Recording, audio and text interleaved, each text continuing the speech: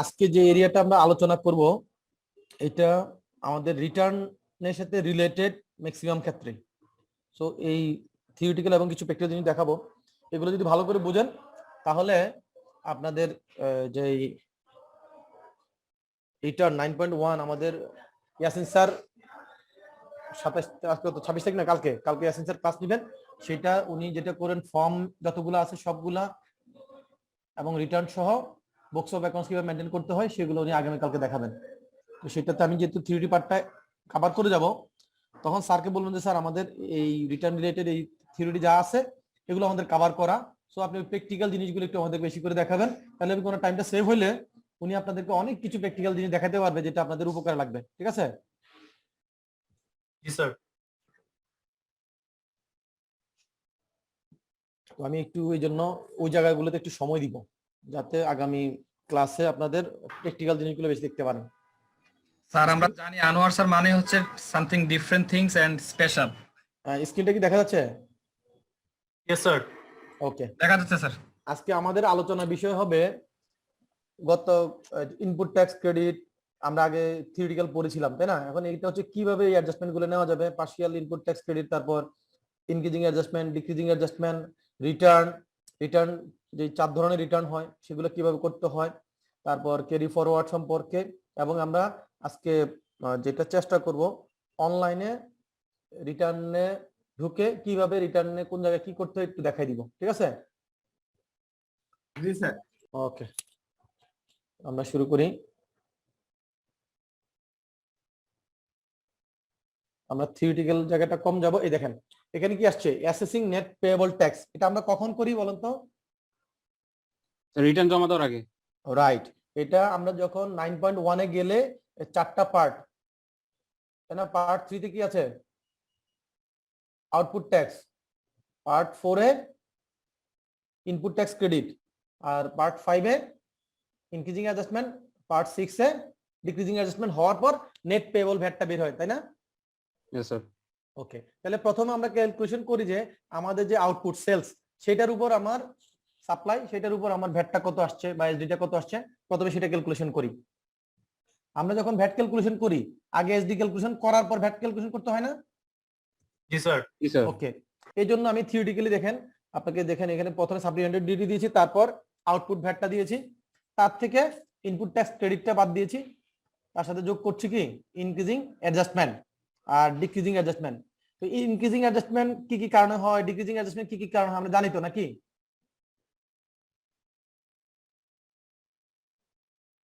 মনে আছে? জি স্যার। ওকে,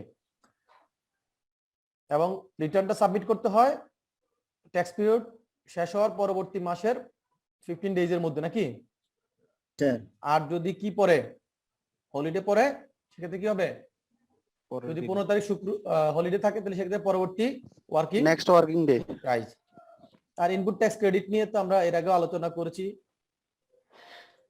এই জায়গায় এখানে সময়টা কম দিব।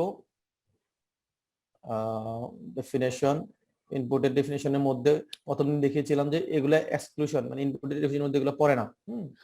আর এগুলো হচ্ছে ইনপুটের ডেফিনেশনের মধ্যে কভার করা আছে raw materials, laboratory reagent, laboratory equipment, laboratory accessories, fuel, packing materials, service, machineries and spare parts. Input definition এগুলো, সার্ভিস, এগুলো সব আলোচনা আগে হয়েছে। আচ্ছা, 4.3 কি কাজে লাগে? Price declaration, coefficient declaration.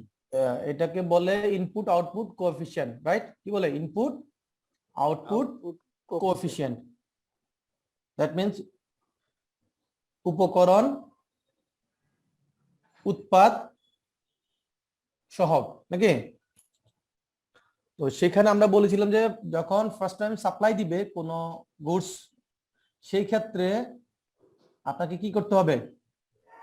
Within 15 days, যেদিন সাপ্লাই দিব ফার্স্ট টাইম তার পূর্ববর্তী 15 দিনের মধ্যে, মধ্যে তাকে 4.3 সাবমিট করতে হবে। ওকে, ভালো কথা। তো সাবমিট সার্ভিসের ক্ষেত্রে কি 4.3 লাগে? না স্যার। ওকে, আর আমি ফার্স্ট টাইম দিলাম, দেওয়ার পর রেগুলার আমি সাপ্লাই দিয়ে যাচ্ছি, 2 বছর 5 বছর সাপ্লাই করছি। দেখা গেল যে আমার যে র মেটেরিয়াল ছিল অথবা যেই ইনপুট ছিল অথবা সেলস প্রাইস, এই তিনটার কোনোটাই 7.5% বেশি কি বাড়ে নাই বা কমে নাই। তাহলে সেক্ষেত্রে আমাকে আর নতুন করে কি করতে হবে না, 4.3 করা লাগবে না। লাগবে না। যদি কোনো কারণে র মেটেরিয়ালস দাম 7.5% কমে গেছে অথবা তা বেড়ে গেছে অথবা টোটাল সেলিং প্রাইস আপনার বেড়ে গেছে অথবা কমে গেছে, তাছাড়া ইনপুটের মধ্যে যা পড়ে সেটারও যদি টোটাল আপনার দেখা যায় যে 7.5% ইনক্রিজ করছে অথবা ডিক্রিজ করছে, চেঞ্জেস দেখেন গ্রিন কালার দিয়ে উপরে আর রেড কালার দিয়ে নিচে দিই, তার মানে কি বাড়তেও পারে কমতেও পারে। 7.5% বেশি যদি চেঞ্জেস আসে সেক্ষেত্রে কি করতে হবে, আবার 4.3 সাবমিট করতে হবে।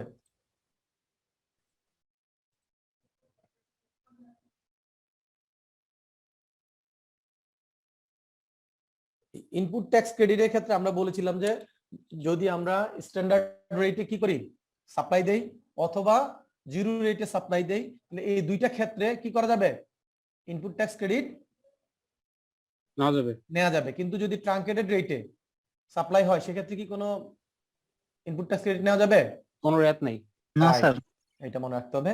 ওকে, তো যদি আমরা ইনপুট ট্যাক্স ক্রেডিট নিতে চাই তো সেক্ষেত্রে কিছু কন্ডিশন আছে 14 সেকশন 46 এ আছে না, 6.3 লাগবে। সেখানে বলছে যে আপনাকে বুকস অফ অ্যাকাউন্ট মেনটেন করতে হবে, আপনি কর চালান পত্রের মাধ্যমে কি করবেন সাপ্লাই দিবেন, তারপর আপনি 4.3 ডিক্লারেশন দিতে হবে, রাইট, 4.3 সাবমিট করতে হবে। তারপর বলা আছে ব্যাংকিং চ্যানেলে আপনি কি করবেন পেমেন্টের ক্ষেত্রে, যদি আপনার 1 লাখ টাকার উপরে হলে। 1 লাখ টাকার উপর হয় সেটা যদি ব্যাংকিং চ্যানেল না হয় সেক্ষেত্রে কি হবে, এটার উপর ইনপুট ট্যাক্স ক্রেডিট পাওয়া যাবে না। তারপর যদি ইম্পোর্ট হয় তাহলে সে বিল অফ এন্ট্রি থাকতে হবে এবং সেটা সেখানে যে এইচএস কোড দেওয়া আছে সেটার সাথে ম্যাচ করে আপনার, এবং ওই আপনি যে এটার কি করেছেন দেখেন আপনার আউটপুট যেটা সেটা যদি র মেটেরিয়ালস মনে করেন বা ইনপুট হিসেবে আপনার 10টা আইটেম লাগছে, সেই ইনপুটের মধ্যে কোনো একটা যদি মিসিং থাকে যেটা আসলে আপনি বাস্তবে ইউজ করেছেন কিন্তু ওই 4.3 তে ডিক্লারেশনের সময়টা দেওয়া হয় নাই, তাহলে কি হবে, সেই ওই যেটা দেওয়া নাই লিস্টের মধ্যে সেটার উপর কি পাবেন না, ইনপুট ট্যাক্স ক্রেডিট পাবেন। যদি মনে করেন আপনার 5টা হয়তো র মেটেরিয়ালস লাগে, ইনগ্রেডিয়েন্টস লাগে কোনো একটা ফিনিশ গুড করতে, আপনি 4.3 তে 4টা র মেটেরিয়ালস এর নাম ইনক্লুড করা ছিল, একটা ভুলে আপনি ইনক্লুড করেন নাই, সেহেতু ওই যে একটা যে ইনক্লুড করেন নাই সেটার উপর যেই ভ্যাটটা আপনি ইনপুট হিসেবে দিয়ে আসছেন সেটা কি পাবেন না, ইনপুট ট্যাক্স ক্রেডিট পাবো না। এই যে কোন কোন ক্ষেত্রে ইনপুট ট্যাক্স ক্রেডিট পাওয়া যাবে না, এখানে দেখেন 7 কয়টা আছে, 7টা টার্নওভার ট্যাক্স, এটা ট্রাঙ্কেটেড রেট না, তাহলে কি পাওয়া যাবে? না স্যার, পাওয়া যাবে না। তারপর বলছে যে VAT paid on goods or services under the custody and possession of other person, মানে যেই গুডসটা আপনি সাপ্লাই দিচ্ছেন এটা যদি আপনার কাস্টডিতে নাই অন্য আরেকজনের কাছে কাস্টডিতে আছে তাহলে সেটা কি হবে না, সেটার উপর আপনি টার্নওভার ওই যে ইনপুট ট্যাক্স ক্রেডিট নিতে পারবেন না। কিরকম, আপনি অনেক সময় দেখা যায় যে আপনার কোন ব্র্যান্ডেড ওয়্যার হাউস আছে সেখানে গুডসটা থাকতে পারে, অথবা অনেক সময় আমরা কন্ট্রাকচুয়াল কি করি প্রোডাকশন করি না, জি স্যার। তো সেই ক্ষেত্রে আপনি হয়তো 2 লক্ষ কেজি প্রোডাকশনের অর্ডার পেয়েছেন কিন্তু আপনার ক্যাপাসিটি আছে 1.5 লক্ষ, বাকি 50,000 আপনি কি করবেন সাব কন্ট্রাক্ট অন্য কোনো ফ্যাক্টরি থেকে করে নেবেন। সেক্ষেত্রে আপনি কি করেন, তাকে র মেটেরিয়ালসটা সাপ্লাই দিয়ে দেন, সে আবার তার মেশিনারিজ এবং ওভারহেড ইউজ করে আপনার কাছ থেকে একটা মেকিং চার্জ নেয় নাকি। তাহলে যখন আপনি তার কাছে গুডসটা পাঠাইলেন, গুডসটা তার কাছে আছে আপনার কাছে নাই, তো ওই অবস্থায় কি আপনি ওইটার এগেইনস্টে কি ইনপুট ট্যাক্স ক্রেডিট নিতে পারবেন? না স্যার। এটা না একটা ফর্ম দিয়ে, ফর্মের মাধ্যমে এটা না সাপ্লাই দেওয়া হয়, ওটার জন্য প্রাইস ডিক্লারেশন লাগবে, রাইট। তো ওইটার জন্য যেটা হবে এটা কিন্তু আপনার 6.3 তে আপনি দিচ্ছেন না, তাই না? না স্যার, আপনি দিচ্ছেন কিসে 6.5 5 এ। 4 5 অথবা 4 একটা না 5 অথবা 4 কেন, 5 এর একটা কাজ 4 এর একটা কাজ, ভালো করে বলেন। 6.4 4 রাইট। 5 হচ্ছে আপনার সেন্ট্রাল রেজিস্ট্রেশন যাদের আছে তারা এক ওয়্যারহাউস থেকে আরেক ওয়্যারহাউসে যাওয়ার সময় 6.5, ঠিক আছে। আপনার হয়তো 10টা গোডাউন আছে নিজেদের মধ্যে, আপনার কোম্পানির মধ্যে যখন মুভমেন্টটা হবে তখন হচ্ছে এটা 6.5, আর যখন থার্ড পার্টি কাউকে দিয়ে আপনি কন্ট্রাকচুয়ালি কাজটা করাচ্ছেন অন্য কোনো ওয়্যার হাউসে যাচ্ছে তখন সেটা কি হবে 6.4 মনে থাকবে? ওকে, এবার আসেন আপনি ইম্পোর্ট করেছেন বন্ডের ওয়্যার হাউসের মধ্যে আপনার কি আছে, মালটা আছে, তো সেক্ষেত্রে কি ওই যেটা বন্ডের ওয়্যার হাউসে আছে সেটার এগেইনস্টে আপনি ইনপুট ট্যাক্স ক্রেডিট নিতে পারবেন? পারবেন না।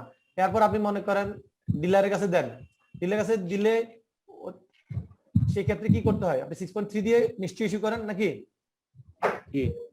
কারণ এটা আপনার ফ্যাক্টরি থেকে বের হয়ে যাচ্ছে, এটা বিক্রির উদ্দেশ্যে।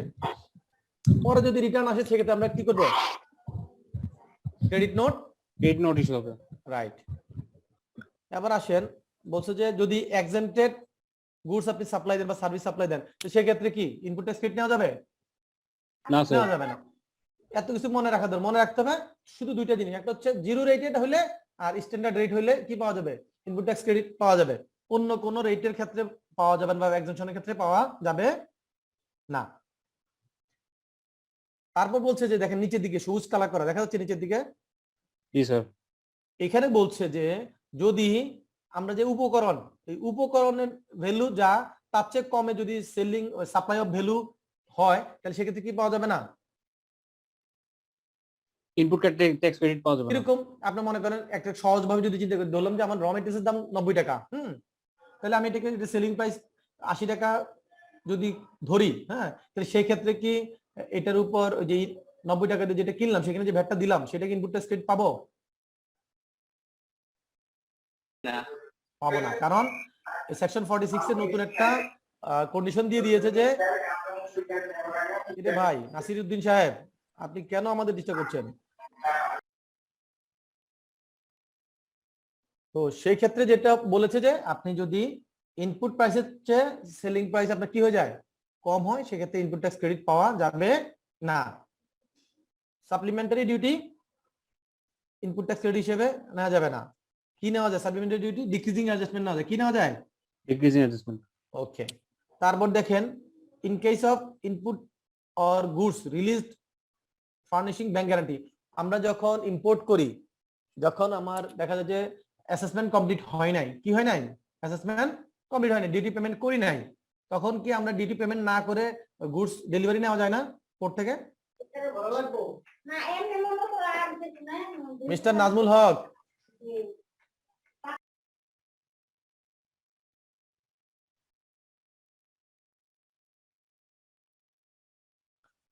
তো সেক্ষেত্রে আমরা যখন ইমার্জেন্সি দেখা যায় যে অ্যাসেসমেন্ট কমপ্লিট করতে দেরি হবে কিন্তু গুডস ডেলিভারি নেওয়া দরকার,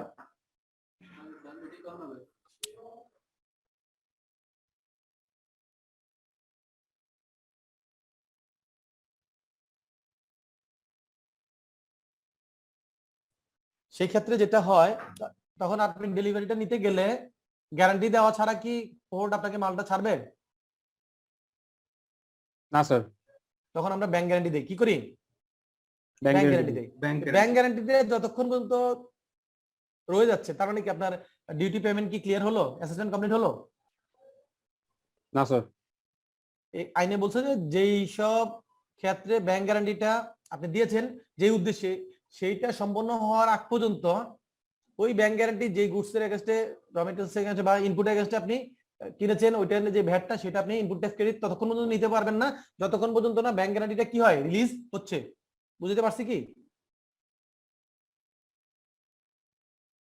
যখন ব্যাংক গ্যারান্টিটা রিলিজ হবে ক্লিয়ার হয়ে যাবে তার মানে কি আপনার ডিউটিটা পেমেন্ট শেষ এবং আপনার অ্যাসেসমেন্ট কমপ্লিট, তাহলে তখন আপনি আবার ভ্যাটের অ্যামাউন্টটা নিশ্চিত, তখন আপনি এটা ইনপুট ট্যাক্স ক্রেডিট নিতে পারবেন। বুঝতে পারছি?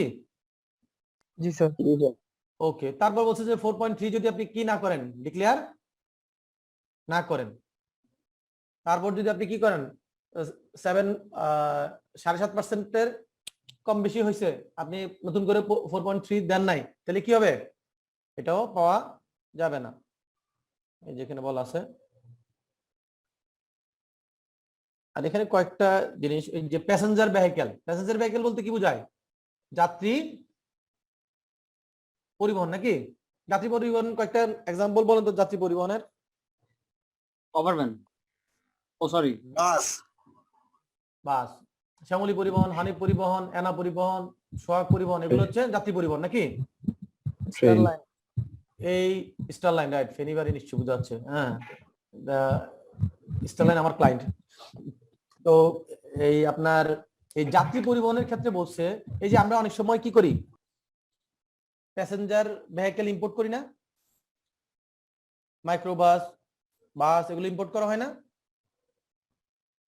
Yes sir. তো সেই ক্ষেত্রে ইম্পোর্ট দুইটা কারণ হতে পারে। একটা হচ্ছে আমি ইম্পোর্ট করলাম, আমার কি আছে, যাত্রী পরিবহন বিজনেস আছে, সেটার জন্য আমি গাড়ি ইম্পোর্ট করলাম, এটা হতে পারে। আরেকটা হচ্ছে একজন ট্রেডার ইম্পোর্ট করে নিয়ে আসবে, এখানে লোকালি বিক্রি করবে, হইতে পারে না? জি স্যার। তো যিনি কিনে আনবেন বিক্রি করার উদ্দেশ্যে ট্রেডার হিসেবে, উনি ওই যে ইম্পোর্ট স্টেজে যে ভ্যাটটা দিয়ে আসছেন সেটার ইনপুট ট্যাক্স ক্রেডিট পাবেন না। কিন্তু যিনি এই যাত্রী পরিবহন মানে এই গাড়িটা দিয়ে যাত্রী পরিবহন করেন, বিজনেস করেন, তার ব্যবসা এটাই, এনা পরিবহন, শ্যামলী পরিবহন, এগুলা, সোহাগ পরিবহন, স্টারলাইন, তাদের ক্ষেত্রে ওই ইম্পোর্ট করে গাড়িটা কেনার ক্ষেত্রে যে ভ্যাটটা দিয়ে আসছে সেটা সেই ইনপুট ট্যাক্স ক্রেডিট পাবে। ওটার জন্য যদি স্পেয়ার পার্টস কিনে সেটাতে যদি ভ্যাট দিয়ে থাকে তাহলে সেটা সেই ইনপুট ট্যাক্স ক্রেডিট পাবে। তারপর রিপেয়ার মেইনটেন্যান্সের সাথে রিলেটেড যদি এরকম কিছু থাকে ওগুলো সে কি পাবে, ইনপুট ট্যাক্স ক্রেডিট পাবে। তার মানে যিনি যাত্রী পরিবহন বিজনেস করবেন তার ক্ষেত্রে input tax credit allowed. Clear? জি স্যার। এবার আসেন, আমরা যে বিভিন্ন অ্যামিউজমেন্ট পার্ক অথবা বসুন্ধরা সিটিতে গেলে টগি ওয়ার্ল্ড আছে না একটা, জি স্যার। আছে কিনা? বিভিন্ন আপনার শিশু পার্ক, বিভিন্ন ধরনের অ্যামিউজমেন্ট পার্ক আছে না বাংলাদেশে? জি স্যার। তো ওইসব পার্কে কি হয়, ওরা এরকম এন্টারটেনমেন্টের জন্য বিভিন্ন টয়স বা ইকুইপমেন্ট গুলো কিনে নিয়ে আসে, রাইডস গুলো কিনে নিয়ে আসে, এটা টিকেটের মাধ্যমে লোকজন কমার্শিয়ালি এটা ইউজ করে নাকি? এটা একরকম হইতে পারে। আরেকটা হচ্ছে একটা প্রতিষ্ঠান যে কি করতেছে, ইম্পোর্টার হিসেবে এটা ইম্পোর্ট করতেছে, ইম্পোর্ট করে নিয়ে এসে ওই যারা অ্যামিউজমেন্ট পার্ক বিজনেস করে তাদের কাছে বিক্রি করতেছে। দুই রকম হইতে পারে না? সেই ক্ষেত্রে যিনি অ্যামিউজমেন্ট পার্কে এই এন্টারটেনমেন্ট টয়স বা রাইডস গুলা ইউজ করে ব্যবসা করছেন তিনি কি পাবেন, ইনপুট ট্যাক্স ক্রেডিট পাবেন। কিন্তু যিনি ইম্পোর্ট করে নিয়ে আসলেন, আইনা এটা বিক্রি করলেন, তিনি ওইটা ইনপুট ট্যাক্স ক্রেডিট পাবেন না। বুঝতে পারছি কি? ওকে। তারপর বলছে এই যে Dhaka club, Chittagong club, rotary club, নানান ধরনের ক্লাব আছে না, উত্তরা ক্লাব, গুলশান ক্লাব, ওই ক্লাবে প্রত্যেক বছর একটা সাবস্ক্রিপশন দিতে হয় নাকি? ক্লাবে মেম্বারশিপ ফি দিতে হয় না ক্লাবে? জি স্যার।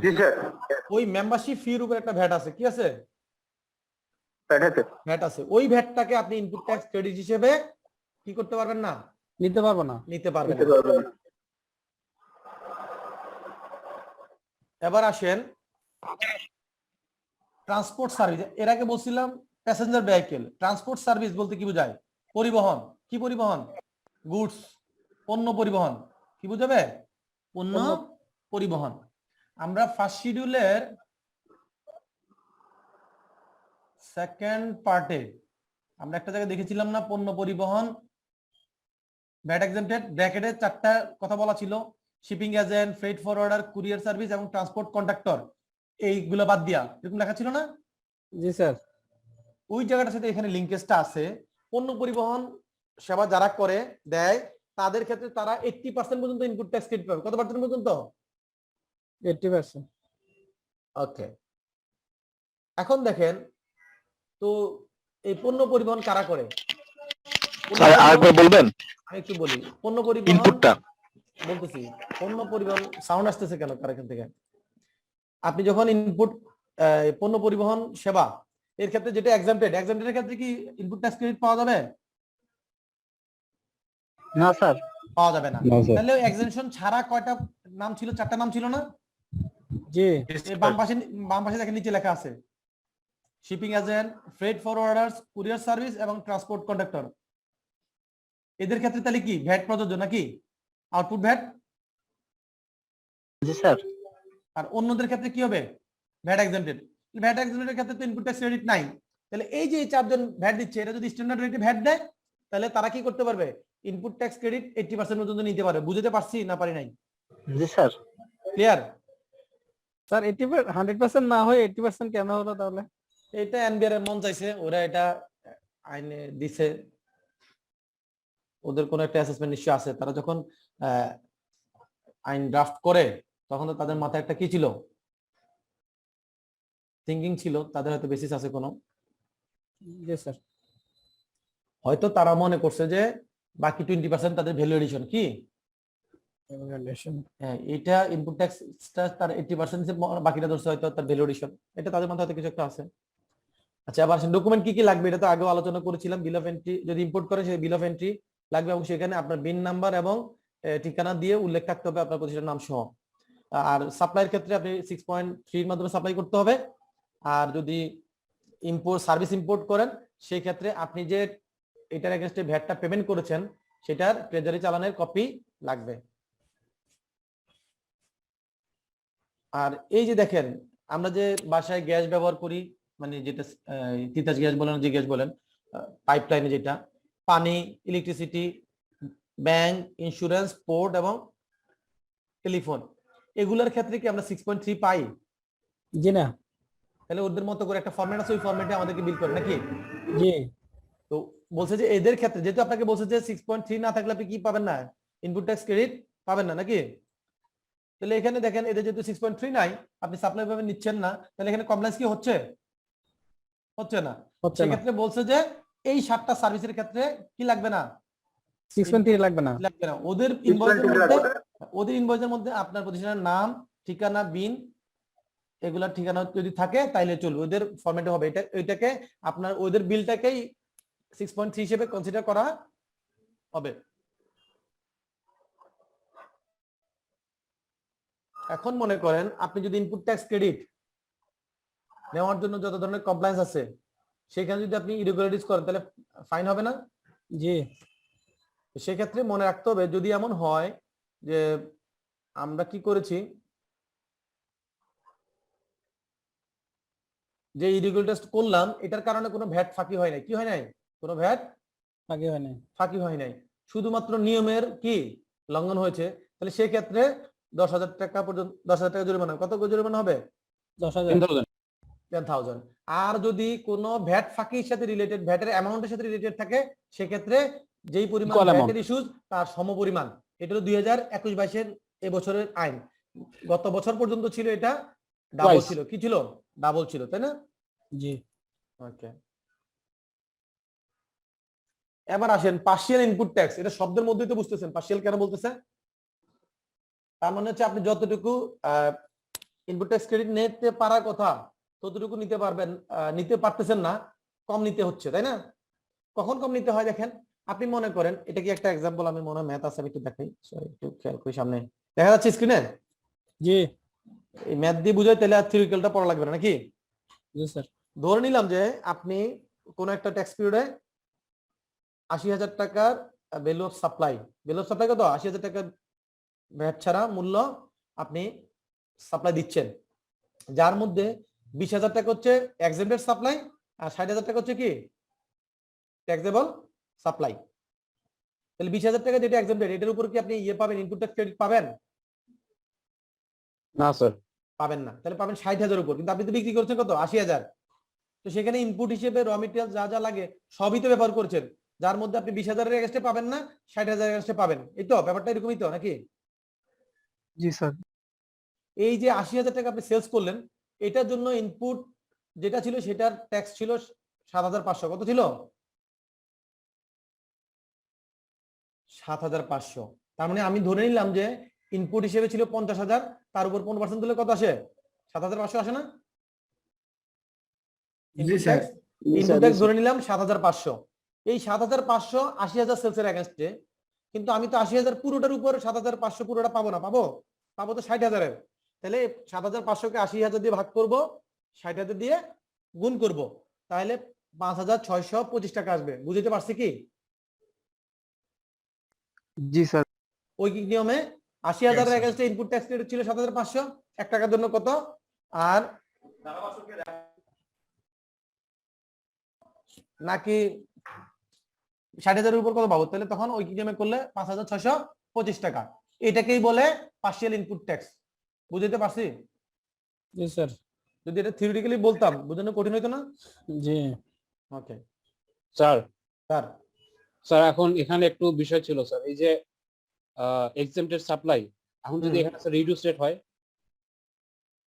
আপনার বাড়ি কোথায়? যশোর।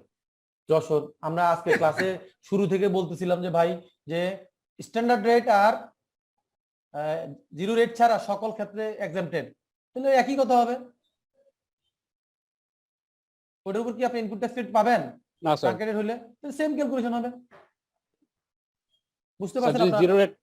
জিরো রেট যদি হয়, জিরো রেট হলেও তাহলে স্যার ট্যাক্সেবল সাপ্লাইয়ের সাথে চলে যাবে। তো আমি তখন ধরে তাই বললাম স্ট্যান্ডার্ড রেট আর কি জিরো রেটেড, ওই দুইটা আপনি এখানে আসবে। আপনি যেখানে যেটা বুঝার কথা সেখানে বোঝেন নাই বলে এখানে এসে কোশ্চেনটা আপনার আসছে। না এখন স্যার clear? এখানে, জি স্যার, এখানে স্যার আসলে এই ডেফিনিশনে স্যার এক্সেমটেড সাপ্লাই দেওয়া, তো আমরা স্যার এখানে স্যার প্রায় ভুল করি আর কি। বিডিএস আমরা এখানে আমি ডেফিনিশন বলি, এক্সাম্পল সাপ্লাইটা জাস্ট এক্সাম্পল হিসেবে আনছি। এখানে ডেফিনিশন কোথায় দিলাম? আমি জাস্ট একটা এক্সাম্পল দিলাম, আর একটা ম্যাথ করাচ্ছি এখানে, তো কোনো আইন পড়াচ্ছি না আপনাকে। ট্রাঙ্কেটেডের কথাও বলা আছে, দেখবেন যে সেকশন 46 ভালো করে উপরে পড়বেন, দেখবেন যে লেখা আছে স্ট্যান্ডার্ড রেট ব্যতীত অন্য কোন রেট থার্ড শিডিউলে আছে, এরকম কোনটার ক্ষেত্রে কি পাওয়া যাবে না? ইনপুট ট্যাক্স ক্রেডিট পাওয়া যাবে। ভালো করে পড়েন সেকশন 46।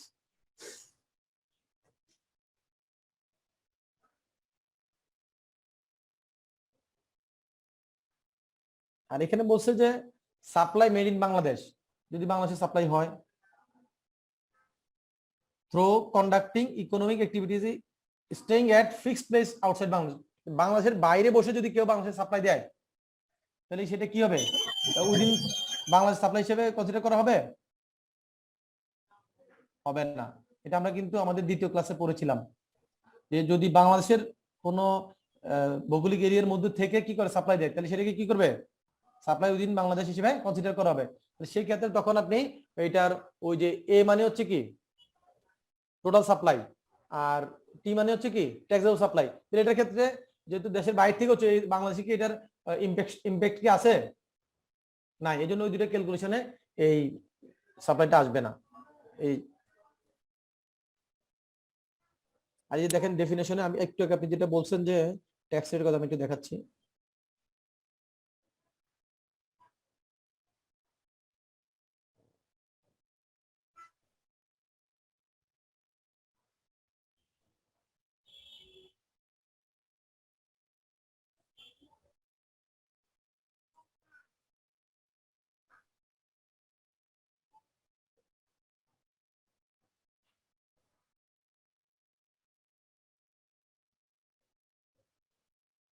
এই দেখা যাচ্ছে এটা জি স্যার। কি বলা আছে? VAT is below 15% or fixed. Fixed মানে কি? ফিক্সড রেট নাকি? ফিক্সড রেট আছে না? ফিক্সড অ্যামাউন্ট কোথায় আছে? Specific amount. রাইট।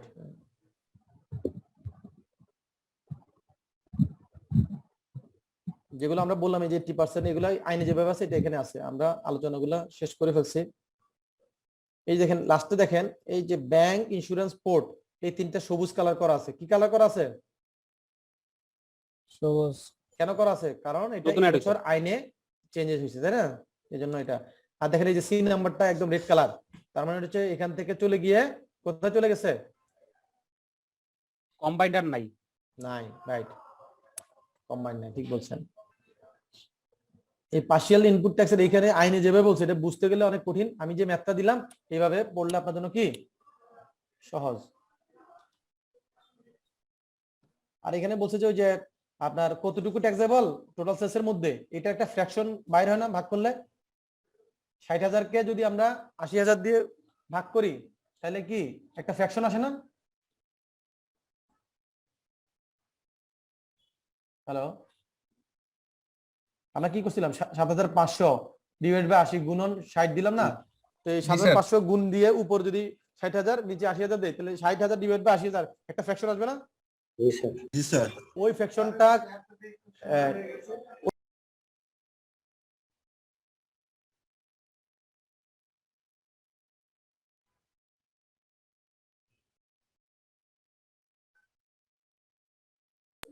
যেটা করতে হবে, এটা যে ফ্র্যাকশনটা আসে ফ্র্যাকশনটা বলছে যদি 0.9 এর বেশি হয় তাহলে সেক্ষেত্রে রাউন্ড করে 1 ধরতে হবে, আর 0.1 এর চেয়ে যদি কম হয় তাহলে এটা 0 ধরতে হবে। এখানে একটু বলা ছিল।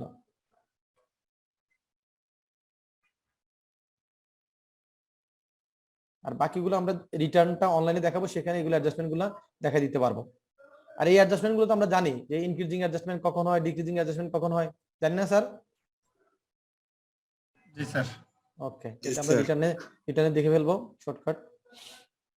এটা এই যে দেখেন এক্সপোর্টটা আমরা কোথায় লিখছি, যে যদি এক্সপোর্ট হয় সেই ক্ষেত্রে সেটা ইনপুট ট্যাক্স ক্রেডিট নেওয়া যাবে। সবুজ কালার করা ছিল আইনে, দেখাবো কোথায় কোথায়, এই যে দেখেন সবুজ কালার করা আছে না আই নাম্বারে, জি স্যার যে কে এল এল এ, হ্যাঁ এটা আগে এখানে ছিল না। আগে এটা কোথায় ছিল, এই যে এখানে ছিল অ্যাডজাস্টমেন্ট ডিক্রিজিং, এটাতে ডিক্রিজিং অ্যাডজাস্টমেন্ট ছিল, কোথায় ছিল, এই যে লাল কালার করা দেখছেন। এই বছর এখান থেকে বাদ দিয়ে ওই ইনপুট ট্যাক্স ক্রেডিট নিয়ে যাওয়া হয়েছে, মানে সেকশন 48 থেকে সেকশন 46 এ নেওয়া হয়েছে। ইফেক্ট তো সেম তাই না? ইফেক্ট সেম, কিন্তু ঘটনা দেখেন আপনি ইনপুট হিসেবে যেটা ইউজ করেন সেটা যেটা অ্যাডজাস্টমেন্ট নেই সেটা তো ইনপুট ট্যাক্স ক্রেডিট বলেন, এটা তো ডিক্রিজিং অ্যাডজাস্টমেন্ট বলবেন না, রাইট? না স্যার। জি এইটা একটু টেকনিক্যাল সমস্যা ছিল, এটাকে এবার অ্যাডজাস্টমেন্ট এটা ঠিক করে দেওয়া হয়েছে। ক্লিয়ার? জি স্যার। ওকে,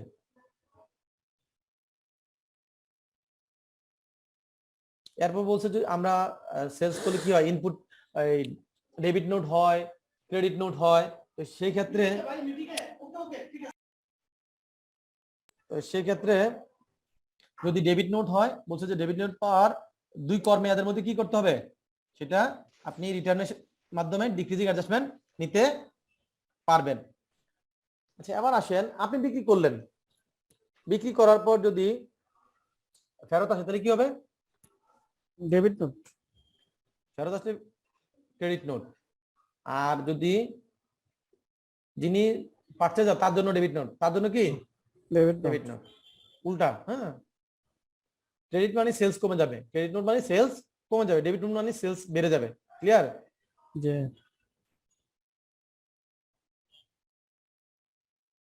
দুইটার ক্ষেত্রে একই, ওই যে 2 কর্মমেয়াদের মধ্যে অ্যাডজাস্টমেন্ট নিতে হবে।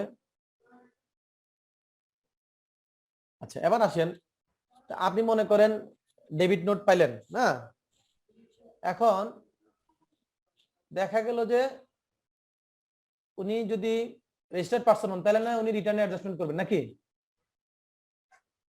জি স্যার। আর যদি রেজিস্টার্ড পারসন না হন, ভ্যাট রেজিস্টার্ড নাই, তাহলে তো এটার কিছু কোনো লাভ নেই। কোনো লাভ নাই। The recipient of supply is not a registered person. In that case, the supplier refunds excess value added to the receiver. সেই ক্ষেত্রে কি করবে, সহজ হিসাব দেখেন, আপনি হয়তো 1 লক্ষ টাকার পারচেজ করেছেন, কত লক্ষ টাকার, 1 লাখ। 1 লাখ। তো 1 লাখ টাকা তো 15% ভ্যাট যদি হয় তাহলে কত টাকা আসে ভ্যাট, 15,000। 15,000। তো আপনি সেখান থেকে মনে করেন 60,000 টাকার সাপ্লাই ফেরত দিয়েছেন, ডিউ টু কোয়ালিটি সমস্যা ছিল। কি সমস্যা ছিল? কোয়ালিটি সমস্যা ছিল। তাহলে আপনি আসলে বাস্তবে কত টাকার পারচেজ করলেন? 40,000 টাকা না? জি স্যার। তো 40,000 টাকার 15% হলে কত হবে? 6,000 নাকি? জি স্যার। জি স্যার 6,000। 6,000, কিন্তু আপনি তো ভ্যাট দিয়ে রাখছেন কত টাকা? 15,000। 15,000। তাহলে বাকি টাকা আপনি বেশি দিয়ে রাখছেন না? জি। এখন যদি আপনার রিটার্ন থাকতো তাহলে না আপনি রিটার্ন অ্যাডজাস্টমেন্ট নিতেন, ক্রেডিট নোট দিয়ে, ডেবিট নোট দিয়ে যা করা করতেন। কিন্তু এখন যেহেতু আপনি রেজিস্টার্ড পারসন না, কিন্তু আপনি যেটা কিনেন নাই ওটার জন্য কি গভর্নমেন্টকে ভ্যাট দিবেন? অবশ্যই না স্যার। তাহলে এটা কি যুক্তিসঙ্গত হয়? হয় না। যেটা না, আপনি স্যার। কনজাম্পশন করবেন সেটার আপনি ভ্যাট দিবেন, যেটা কনজাম্পশন করবেন না সেটা কি ভ্যাট দিবেন? না না স্যার। স্যার। আপনার নালে রিটার্ন নাই, কিন্তু যার কাছ থেকে কিনছেন সাপ্লায়ার তার তো রিটার্ন আছে নাকি? আচ্ছা স্যার। সে তো এটা ঠিকই অ্যাডজাস্টমেন্ট নিবে। তো নিলে আলটিমেটলি কি হবে, সে বেনিফিটটা নিল, আপনার কাছ থেকে টাকা নিল, লাভবান কি হবে? সে হবে টাকাটা, তাহলে সেই হবে যার কাছ থেকে কিনছি ওনার তাহলে কাছ থেকে যাবে। গভর্নমেন্টও হইলো না, আপনি হলেন মাঝখান দিয়া, সে লাভবান হইলো। সেক্ষেত্রে বলছে যে কি করতে হবে, সাপ্লায়ারের কাছ থেকে সে, সাপ্লায়ার তাকে কি করবে, এই ভ্যাটের যে টাকাটা, ওই যে মাঝখানে যে ডিফারেন্স 9,000 টাকা, এটা আপনি সাপ্লায়ারের কাছ থেকে পেয়ে যাবেন, সাপ্লায়ার আপনাকে দিয়ে দিবে। এই যে আপনাকে দিল অ্যাকাউন্ট পে চেকের মাধ্যমে, এটা প্রুফ সহ সাপ্লায়ার তখন কি করবে, এটা সে তখন আবার তার রিটার্নে অ্যাডজাস্টমেন্ট নিতে পারবে। কিভাবে পারবে? কারণ তার তো ক্রেডিট নোট আছে না? আচ্ছা স্যার। ক্রেডিট নোট দিলে তো সে রিটার্নে অটোমেটিক অ্যাডজাস্ট হয়ে যাচ্ছে। কিন্তু যদি সে আপনাকে টাকাটা ফেরত না দেয়, টাকাটা আপনি পাইলেন না, টাকাটা তার ঘরে রয়ে গেল, সে কিন্তু ঠিকই অ্যাডজাস্টমেন্ট নিল নাকি? তখন তো সে প্রুভমেন্ট পাবে না স্যার, হ্যাঁ, প্রুভমেন্ট পাবে না। যদি টাকাটা আমাকে ফেরত না দেয় তাহলে তো স্যার উনি রিটার্নের সাথে ওই যে আমাকে যে ফেরত দিছে সেটা প্রুভমেন্ট দিতে পারবে না। হ্যাঁ, এই যে পেমেন্ট করলে সেটা ক্ষেত্রে বলছে কি করতে হবে, তার প্রুফটা লাগবে। ওকে, জি স্যার। তাহলে আপনি যদি রেজিস্টার নাও হন তাহলে আপনার ওই বাড়তি ভ্যাটের টাকাটা ফেরত পাওয়ার সুযোগ আছে না? কার কাছ থেকে নেবেন? আচ্ছা স্যার। আপনার সাপ্লায়ারের কাছ থেকে নেবেন। এবার আসে আমরা বিক্রি করলাম, বিক্রি করার পরে মনে করেন আপনি ঢাকা থেকে খুলনা যাবেন, ট্রেনে কিসে যাবেন? খুলনা। খুলনা। তো ট্রেনের টিকিট কাটার পর বা বিমানের টিকিট করলেন, এমন হয় না যে আমরা 2-3 দিন আগে বা 4 দিন আগে টিকিট বুঝতে পারলেন যে আপনি যেতে পারবেন না, আপনি টিকিটটা কি করেন, ক্যান্সেল করেন না? জি স্যার। ক্যান্সেল করলে সে আপনাকে কি পুরো টাকাটা দিয়ে দেয়? একটা পার্সেন্টেজ কেটে রাখে। যদি পুরো টাকাটা দিয়ে দেয় তাহলে কোনো সমস্যা নাই, সে তখন তার রিটার্নে সেলস ক্রেডিট দিয়ে অ্যাডজাস্টমেন্ট নিবে, ঠিক আছে? এখন যদি আপনার 1 লক্ষ টাকার সেলস ছিল, সেখান থেকে আপনি যখন পুরো সেলসটা ফেরত দিলেন, ক্যান্সেল হইলো, তখন সে আপনার ওই 1 লক্ষ টাকা পুরোটা ফেরত দেয় না আপনাকে, সে 10,000 টাকা কেটে রাখছে, বাকি 90,000 টাকা আপনাকে ফেরত দিচ্ছে। তাহলে সেক্ষেত্রে কি হবে, সে 1 লক্ষ টাকার ডিক্রিজিং অ্যাডজাস্টমেন্ট নিবে ক্রেডিট নোটের মাধ্যমে, আর বাকি 10,000 টাকা কি করবে, আপনার কাছ থেকে যে নিল এটা তার ইনকাম হিসেবে ট্রিট হবে, সেটার উপর সে ভ্যাট দিবে। বুঝতে পারছি কি? জি স্যার। ক্লিয়ার? জি। এবার আসেন, অনেক সময় এরকম হয় না যে আমি বিক্রি করলাম, বাকিতে টাকা পাওয়া যাচ্ছে না এরকম হয় না? জি। তো সেই ক্ষেত্রে বলেছে যে যদি ওই আপনি যে ট্যাক্স পিরিয়ডে সাপ্লাই দিয়েছিলেন সেই ট্যাক্স পিরিয়ড থেকে যদি 12 মাস পার হয়ে যায়, কত মাস? 12 মাস। 12 মাস পার হওয়ার পরেও যদি আপনি টাকা না পান, হ্যাঁ, সেই ক্ষেত্রে এটা যদি আপনি প্রমাণ করতে পারেন যে না আমি সাপ্লাই দিয়েছিলাম, 12 মাস হয়ে গেছে, আমি এটার টাকা পাইনি, অনাদায়ী হয়ে গেছে, তাহলে সেক্ষেত্রে এটা যদি প্রুফ করতে পারেন, এখন মনে করেন আমাদের যে ফিনান্সিয়াল স্টেটমেন্ট অ্যাকাউন্টসে আমরা যদি কোনো টাকা না পাই, সেই ক্ষেত্রে ফিনান্সিয়াল স্টেটমেন্ট করার সময় আমরা কি করি? Right of. রাইট অফ করি। রাইট অফ করলে কোথায় থাকবে? ফিনান্সিয়াল স্টেটমেন্টে দেখাইতে হবে না আমাকে? জি স্যার, পিএনএল এ থাকবে। তাহলে আপনার অডিট রিপোর্টের মধ্যেই তো অ্যাকাউন্টসের মধ্যে, অডিটেড অ্যাকাউন্টসের মধ্যেই তো কি থাকে, সেটা প্রুফটা থাকতেছে। জি স্যার। নাম্বার 1। নাম্বার 2 হলো আপনি যে তার কাছ থেকে টাকাটা পাচ্ছেন না, তাকে আপনি বিভিন্ন টাইমে কমিউনিকেট করেন নাই, চিঠি দিয়েছেন, মেইল দিয়েছেন, আছে না? জি। এটা একটা প্রমাণ। অথবা অডিট যখন হচ্ছে, অডিটর যখন ব্যালেন্স কনফার্মেশন পাঠাচ্ছে, সেখানে প্রমাণটা থাকতেছে না? জি। আপনি যদি প্রমাণ করতে পারেন যে এই টাকাটা আপনি আসলে পান নাই, আপনার ব্যাড ডেট হয়েছে, অ্যাকাউন্টে যদি রিফ্লেক্ট দেখান, তাহলে সেই ক্ষেত্রে আপনি কি করতে পারবেন, এটা রিটার্নে ডিক্রিজিং অ্যাডজাস্টমেন্ট নিতে পারবেন, ঠিক আছে? জি। এবার আসেন কোথায় যাবেন, ওই যে নিচের দিকে দেখেন লাইনটা, দি responsibility of proving any amount remains outstanding, এটা যে বাকি আছে এবং এই টাকাটা আর পাচ্ছেন না, এটা প্রমাণ করার দায়িত্ব কার? আপনার নিজের, ঠিক আছে?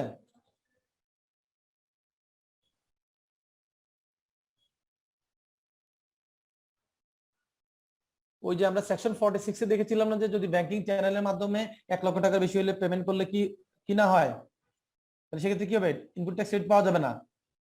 আপনি তো তখন কি করবেন, ওই যে সেলসটা হইলো সেটার ক্ষেত্রে তখন আপনি এটা এই ইনপুট ট্যাক্সটা যেটা আগে নিয়েছেন সেটা কি হবে, ইনক্রিজিং অ্যাডজাস্টমেন্ট দিতে হবে। কি দিতে হবে এটা আমরা রিটার্ন আজকে দেখাবো, ইনক্রিজিং অ্যাডজাস্টমেন্ট দিতে হবে।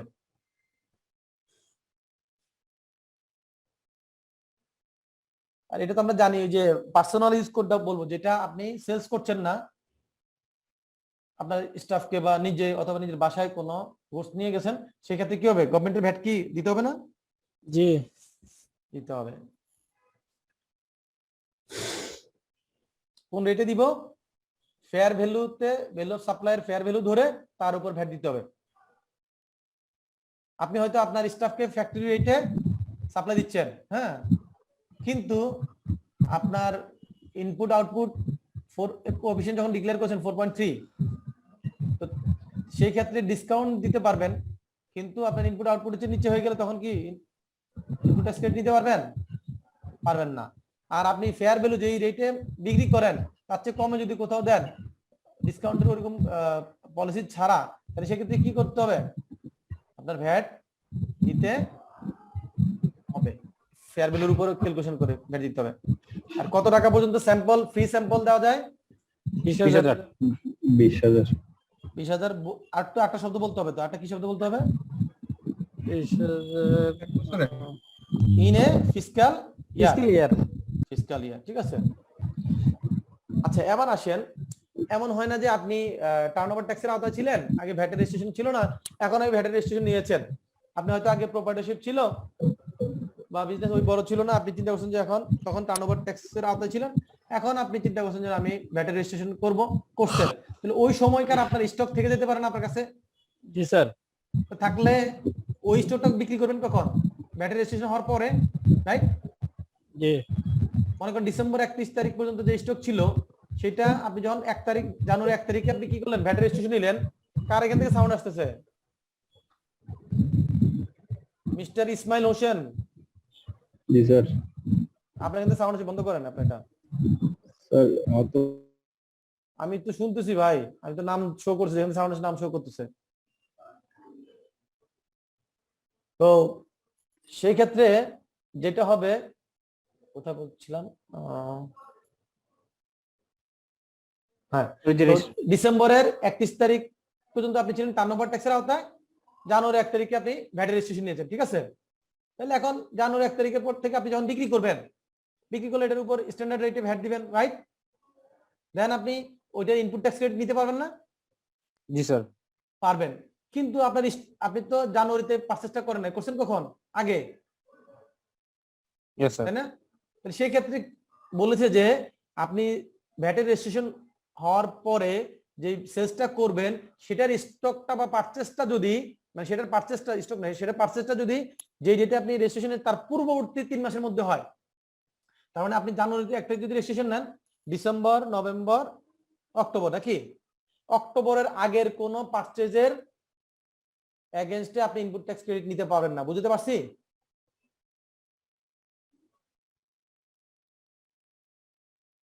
জি স্যার। জি স্যার। মনে করেন আপনি বিক্রি করেছেন 1 লক্ষ কেজি, হ্যাঁ, যার মধ্যে অক্টোবরে ছিল 30,000 পারচেজ, নভেম্বরে ছিল 25,000, এরপরে ছিল ডিসেম্বরে 20,000, কত হলো? 55, 20, 75, নাকি? আর বাকি 25,000 ছিল অক্টোবরের আগের। তাহলে আপনি এই 75,000 পর্যন্ত কি পাবেন? ইনপুট ট্যাক্স ক্রেডিট পাবেন, আর আগেরটুকু পাবেন না। তাহলে কোথায় চলে গেলাম? Ultimately partial input tax credit চলে গেলাম না? জি স্যার। জি স্যার। বুঝতে পারছি? জি স্যার।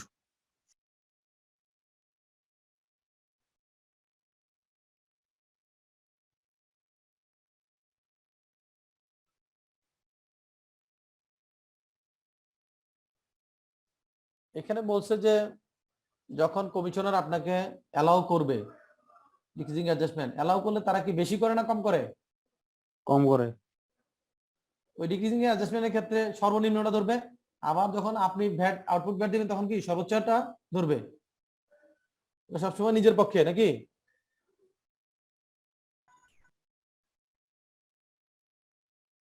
টার্নওভার ট্যাক্সের ক্ষেত্রে কি অ্যাডজাস্টমেন্ট নেওয়া যায়? জি না। নেওয়া যায় না। The commissioner shall within 2 months of receiving the application inform the about the amount of decreasing adjustment. এই যে এটা যে করবেন, এটা তো রেগুলার ঘটনা না, তাই না? এই যে টার্নওভার ট্যাক্স থেকে আপনি ভ্যাটের রেজিস্ট্রেশন আসলেন, আপনি ডিক্রিজিং অ্যাডজাস্টমেন্ট নেবেন, সেটার ক্ষেত্রে কমিশনার বরাবর অ্যাপ্লাই করলে সে 2 মাসের মধ্যে আপনাকে কি করবে, কিভাবে ডিক্রিজিং অ্যাডজাস্টমেন্টটা নেবেন সেটার জন্য কি করবে, সে গাইডলাইন দিয়ে দিবে। দেন আপনি রিটার্নে অ্যাডজাস্টমেন্ট করে নেবেন। আমরা যখন রিটার্ন, আমাদের রেজিস্ট্রেশন হলে এমন হয় না যে আমরা রেজিস্ট্রেশন ক্যান্সেলেশনের সুযোগ আছে না? জি। আপনার পক্ষ থেকে হইতে পারে, আবার এনবিআর এর পক্ষ থেকে হইতে পারে না? যখন হবে আপনার ভ্যাট রেজিস্ট্রেশন যখন ক্যান্সেল হবে, তখন আপনার একটা ফাইনাল রিটার্ন সাবমিট করতে হবে না? জি। ওইটা মোশক কতর মাধ্যমে করব? 2.5।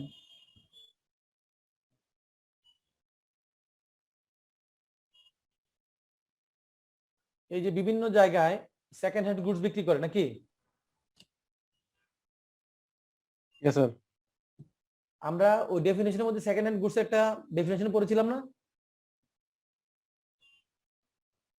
সেখানে বলা ছিল সেকেন্ড হ্যান্ড গুডস বলতে সবগুলোকে বুঝাবে যেগুলা সেকেন্ড টাইম বিক্রি হচ্ছে, হাত বদল হচ্ছে নাকি, সাপ্লাই হচ্ছে, এক্সেপ্ট কি কি, স্বর্ণ, রৌপ্য আর বিভিন্ন ধরনের যত ডায়মন্ড আছে, পাথর টাথর, এগুলো নাকি, মেটাল আইটেম, মেটাল এবং স্টোন, স্টোন দামি, ওগুলার ক্ষেত্রে কি হবে না, ওইটাকে সেকেন্ড হ্যান্ড গুডস হিসেবে কনসিডার করা যাবে না।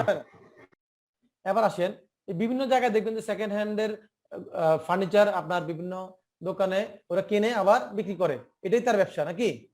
সে কি করে, সেকেন্ড হ্যান্ড গুডস কিনছে আবার সেকেন্ড হ্যান্ড গুডস বিক্রি করছে, সে কি ডিলার অথবা ট্রেডার নাকি।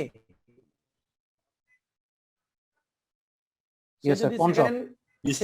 সে যদি সেকেন্ড হ্যান্ড গুডস কিনে এবং বিক্রি করে, এই ব্যবসা করে, তাহলে সে ওই কিনা বিক্রি করার সময় যে ভ্যাটটা দিবে, কেনার সময় যে ইনপুট হলো সেটা ইনপুট ট্যাক্স ক্রেডিট নিতে, এটা কি করবে সে, তখন এটা ডিক্রিজিং অ্যাডজাস্টমেন্ট নিবে, কি নিবে, ডিক্রিজিং অ্যাডজাস্টমেন্ট নিবে। কিন্তু যদি সে কি হয়, ইম্পোর্টার হয়, যে ডিলারটা বিক্রি করছে সে লোকালি এটা সেকেন্ড হ্যান্ড গুডস কিনে বিক্রি করছে না, সে ইম্পোর্ট করছে, কি করছে, ইম্পোর্ট করছে, তাহলে সে কি করতে পারবে না, তাহলে সে ডিক্রিজিং অ্যাডজাস্টমেন্ট নিতে পারবে না। ক্লিয়ার। জি স্যার।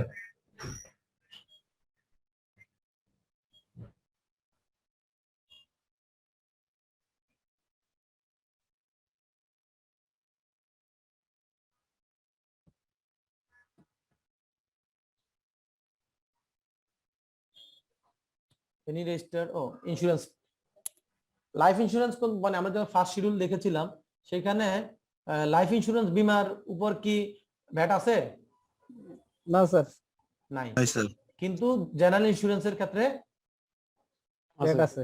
আছে। আছে। তো জেনারেল ইন্স্যুরেন্স ক্ষেত্রে যদি ভ্যাট থাকে তাহলে তার আউটপুটের উপর ভ্যাট আছে নাকি। জি, তো এই ইন্স্যুরেন্স কোম্পানির ক্ষেত্রে ইনপুট কোনটা বলেন তো, তার আউটপুট বুঝলাম, তার সার্ভিসটা প্রিমিয়ামটা তার আউটপুট, ভালো কথা, কিন্তু তার ইনপুট কি, তাহলে তার ক্লেম হয় না, জি স্যার, ক্লেম হলে এটা সেটেলমেন্ট করতে হয় না। জি, এখন যদি এরকম ক্লেম হয় যে তার একটা গাড়ি পুড়ে গেছে, তো একটা গাড়ি রিপ্লেস করতে হবে, গাড়ি একটা কিনে দিতে হবে, তাহলে এই যে গাড়িটা কিনে দিল তখন একটা ভ্যাট দিতে হচ্ছে না, ইয়েস স্যার, ওই ভ্যাটটা এখানে তার জন্য হিসেবে, এটা তার জন্য ইনপুট ট্যাক্স হিসেবে কনসিডার হবে। কি বুঝতে পারছি? জি স্যার। যদিও বাস্তবে আমাদের দেশে কোনো ইন্স্যুরেন্স কোম্পানি একটাও খুঁজে পাবেন না যে এই ডিক্রিজিং অ্যাডজাস্টমেন্ট নিচ্ছে ইনপুটের জন্য। কেন খুঁজে পাওয়া যাবে না বলেন তো? সংখ্যা কম, এই নো জরিমানা দেয় এরকম কম, নো, ইয়ার এটার জন্য না। কারণ ম্যাক্সিমাম ইন্স্যুরেন্স কোম্পানি তার যে ইনকাম হয়, পলিসি হয়, সেখানে সে লুকোচুরি করে, সে ব্যাট ফাঁকি দেয় গভর্নমেন্টে। কি করে? ব্যাট ফাঁকি দেয়। কারণ আপনি যদি মনে করেন যে আপনার মনে চোরের মন পুলিশ পুলিশ, আপনি জানেন যে আমি একটা অপরাধ করছি, যাই যদি আরেকটা তার কাছ থেকে দাবি আনতে যান, আর সে যদি আপনার কাগজপত্র ঘাটাঘাটি শুরু করে, তাহলে তো উল্টো ঘটনা ঘটে যাবে নাকি, কেঁচো করতে সাপ বেড়ে যাবে। এই ভয়ে তারা আর ওই রাস্তায় যায় না, যেহেতু তারা অন্য ধরনের অ্যারেঞ্জমেন্ট মানে গ্যাপ করে। যদি সে কোনো ইন্স্যুরেন্স কোম্পানি আপনার সঠিক রাস্তায় চলে, তাহলে সে কিন্তু এই ক্লেম করলে ক্লেম সে পাবে, আর যতই কাগজ ঘাটাঘাটি করে খুঁজে পাবে না কিছু। কিন্তু তারা তো আসলে কিছু অনিয়ম করে, যার কারণে তারা কি করে, কোনো ইন্স্যুরেন্স কোম্পানি এই ডিক্রিজিং অ্যাডজাস্টমেন্ট নেয় না। মাশাআল্লাহ বালা পরিমাণ অনিয়মে করেছে। যাক, এটা আমরা বলি না, আমরা আইনের মধ্যে থাকি। আচ্ছা, আবার আসেন, রেফেল ডগ আমরা কি কখনো এই লটারি কিনেছি বা আইডিয়া তো আছে না, কিনলো এই মাইকিং করে করে গভর্নমেন্ট বিভিন্ন লটারি বিক্রি করে। মনে করেন আপনি যে লটারিটা কিনলেন না, 100 টাকা লটারি আপনি কিনলেন, তো এটাতে তো ভ্যাট আছে, আছে না? এটা ইনক্লুসিভ ভ্যাট সহ 100 টাকা নাকি? আপনি যে কিনলেন, তো এই 100 টাকার মধ্যে ভ্যাট আছে, ভালো কথা, এটা তো আউটপুট ভ্যাট। এটা কি আউটপুট ভ্যাট, লটারি সেলস করে এটা আসলো। কিন্তু এই লটারিটা যে সে সেলস করলো, তার এগেইনস্টে তার ইনপুট কি? প্রাইসগুলি যে কিনতে গেলে যে ভ্যাটটা দিবে সেটা ইনপুট। হ্যাঁ, তার প্রাইস গুলো হচ্ছে তার ইনপুট, আর ওই প্রাইস কেনার জন্য যে ভ্যাটটা সেটা হচ্ছে ইনপুট ভ্যাট। বুঝতে পারছি? তাহলে এই তার খরচের সাথে রিলেটেড যে ভ্যাটটা, সে তখন এটা কি করতে পারবে, ডিক্রিজিং অ্যাডজাস্টমেন্ট নিতে পারবে। বুঝতে পারছি? জি।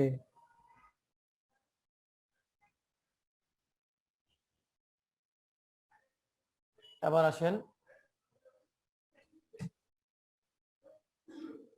এতক্ষণ যা আলোচনা করলাম ইন্স্যুরেন্স, তারপরে যে আপনার লটারি বললাম, এগুলো তো গুডস না সার্ভিস?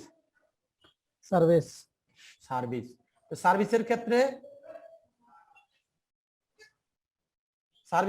আপনার ইনপুট হয় না, না গুডসের ক্ষেত্রে ইনপুট হয়? গুডসের ক্ষেত্রে। গুডসের ক্ষেত্রে। রাইট। ওকে।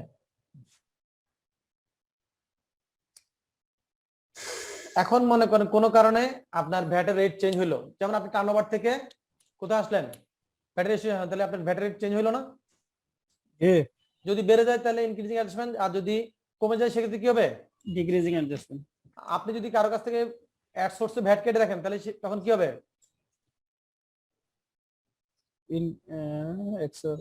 আপনি আরেকজনের কাছ থেকে ভ্যাট কেটে রাখলেন, আপনার লাইবিলিটি বাড়লো না কমলো? বাড়লো। বাড়লো। তাহলে ইনক্রিজিং অ্যাডজাস্টমেন্ট। আপনার Increasing কাছে adjustment. কেটে রাখলো তাহলে কি হবে? ডিক্রিজিং। Decreasing adjustment.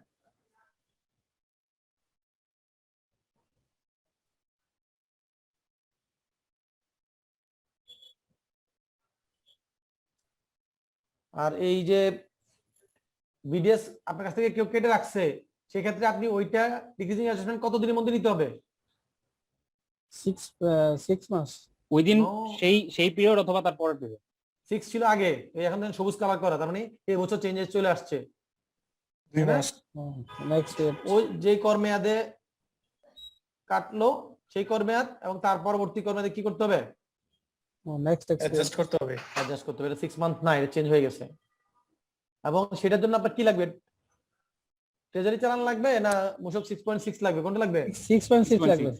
অনেকে বলে স্যার আমাকে তো ট্রেজারি চালান দেয় না, আমি কিভাবে অ্যাডজাস্ট করব? ট্রেজারি চালান আইনে বলে নাই, আইনে কি চাচ্ছে? আইনে বলছে আপনাকে মূসক 6.3 উচ্ছে ভ্যাট যে কর্তন করলো সেটা সনদপত্র, সেটা দিলেই আপনি অ্যাডজাস্টমেন্ট করতে পারবেন। কিসের প্রয়োজন নাই? মূসকের দরকার নেই। ট্রেজারি চালানের দরকার নাই। আর এই যেগুলো কবে কতদিনের মধ্যে কাটতে হবে, কতদিনের মধ্যে জমা দিতে হবে, এগুলো সব রেফার করিম স্যার গত ক্লাসে কভার করে দিয়েছেন, তাই না? জি স্যার। এগুলো ওনার এরিয়াতে চলে গেছে, আমি বেঁচে গেলাম। আচ্ছা, এই যে আমরা আর 7-8 মিনিট আমরা একটু থিওরিটিক্যাল দেখবো, দেন আমরা কোথায় চলে যাব? রিটার্ন। অনলাইনে রিটার্নে চলে যাব, ঠিক আছে? এটা তো আমরা জানি পরবর্তী 15 ওয়ার্কিং ডে এর মধ্যে করতে হবে, রিটার্ন সাবমিট করতে হবে। যদি কি পরে হলিডে পরে সেক্ষেত্রে নেক্সট ওয়ার্কিং ডেতে, নাকি? জি স্যার একটা কোশ্চেন ছিল। কোন স্যার? বলেন স্যার। স্যার 15 দিন বলতে আমার ভ্যাট ক্যালেন্ডার ইয়ার যদি 31 ডিসেম্বরে শেষ হয় তাহলে ফেব্রুয়ারি 15 এর মধ্যে ইয়ে করতে হবে। বুঝি নাই আপনার। Return 31 December?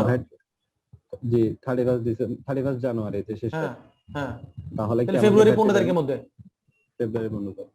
আর যদি এর মধ্যে মনে করেন ফেব্রুয়ারি 15 তারিখ যদি শুক্রবার পরে, হ্যাঁ শনিবার পরে, সেই ক্ষেত্রে পরবর্তী ওয়ার্কিং ডেতে। ক্লিয়ার? জি স্যার, থ্যাংক ইউ। রিটার্ন এইটা দেখেন, যদি আপনি ভ্যাটের রেজিস্ট্রেশন থাকে তাহলে সেক্ষেত্রে হচ্ছে 9.1 এর মাধ্যমে রিটার্ন, আর যদি টার্নওভার এনলিস্টমেন্ট হয় তাহলে 9.2।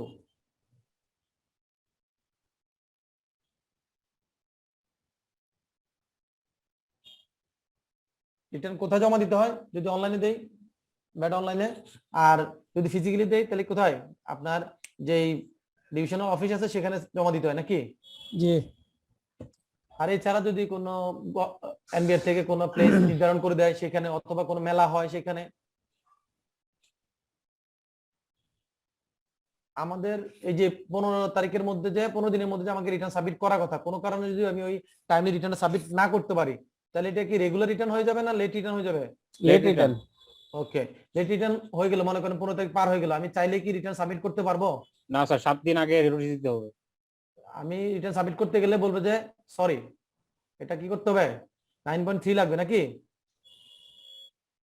9.3 তে আপনার লেট রিটার্ন সাবমিট করার জন্য অ্যাপ্লিকেশন করতে হবে। আমরা যখন ট্যাক্স রিটার্ন সাবমিট করি সেক্ষেত্রে যদি জানুয়ারি 15 তারিখের মধ্যে কোম্পানি রিটার্ন সাবমিট করতে না পারে, সে টাইম এক্সটেনশন চায় না, পেয়ার দেয় না? জি। এই ভ্যাটের ক্ষেত্রে বলেছে যে আপনার যখন ট্যাক্স পিরিয়ড এর যেই টাইমের মধ্যে আপনি রিটার্ন সাবমিট করার কথা সেটার মধ্যে যদি মনে করেন যে আপনি পারবেন না, তাহলে যেই কর মেয়াদের রিটার্ন আপনি টাইমলি ধরে নিলাম যে আমি জানুয়ারিটা ফেব্রুয়ারি 15 তারিখের মধ্যে দিব, হ্যাঁ, সেইটা কি করতে হবে, এই জানুয়ারি মাস শেষ হওয়ার 7 দিনের আগে, 7 দিন আগে, তাহলে দেখেন 31 তারিখে শেষ হবে, তাহলে 31, 30, 29, 28, 27, 26, 25, তাই না? তাহলে 24 তারিখের পরে আর অ্যাপ্লিকেশন করা যাবে না। 24 তারিখের আগে আপনাকে কি করতে হবে, অ্যাপ্লিকেশন করতে হবে। আপনি অনলাইনে সাবমিট করতে গেলে দেখবেন যে আর এটা কি নিচ্ছে না, Accept অ্যালাউ করবো না। করছে না, ওইটা আমরা অনলাইনে দেখাবো। হ্যাঁ, স্যার একটা কোশ্চেন ছিল, একটা মাত্র কোশ্চেন, জি বলেন। দেখা গেছে স্যার অনেক কোম্পানি দেখা গেছে স্যার 25 মাস 30 মাস রিটার্ন দেয় নাই। খুব ভালো কথা, প্রতি মাসে 10,000 টাকা জরিমানা দিবে, গভর্নমেন্ট তো এর খুঁজতেছে।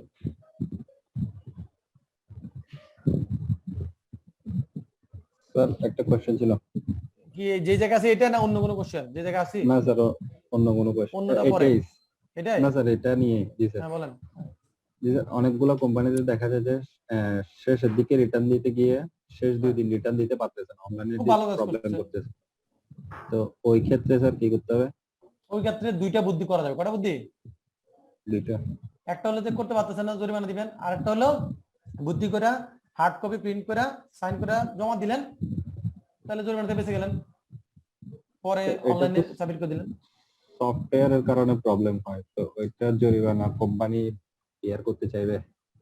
এই জন্যই তো ওই যে আপনি বুদ্ধি দেন, বুদ্ধি দিলাম, কিন্তু ওই রাস্তাতে যাবেন না। আপনারা তো বলছেন যে হার্ড কপি একটা প্রিন্ট দিয়ে অফিসে জমা দেন, তাহলে তো জরিমানা কোম্পানি দেওয়ার দরকার নাই। তো আপনি যেটা জানেন না ওইটা না করলে তো তখন কোম্পানি আপনার বেতন আটকে দিবে।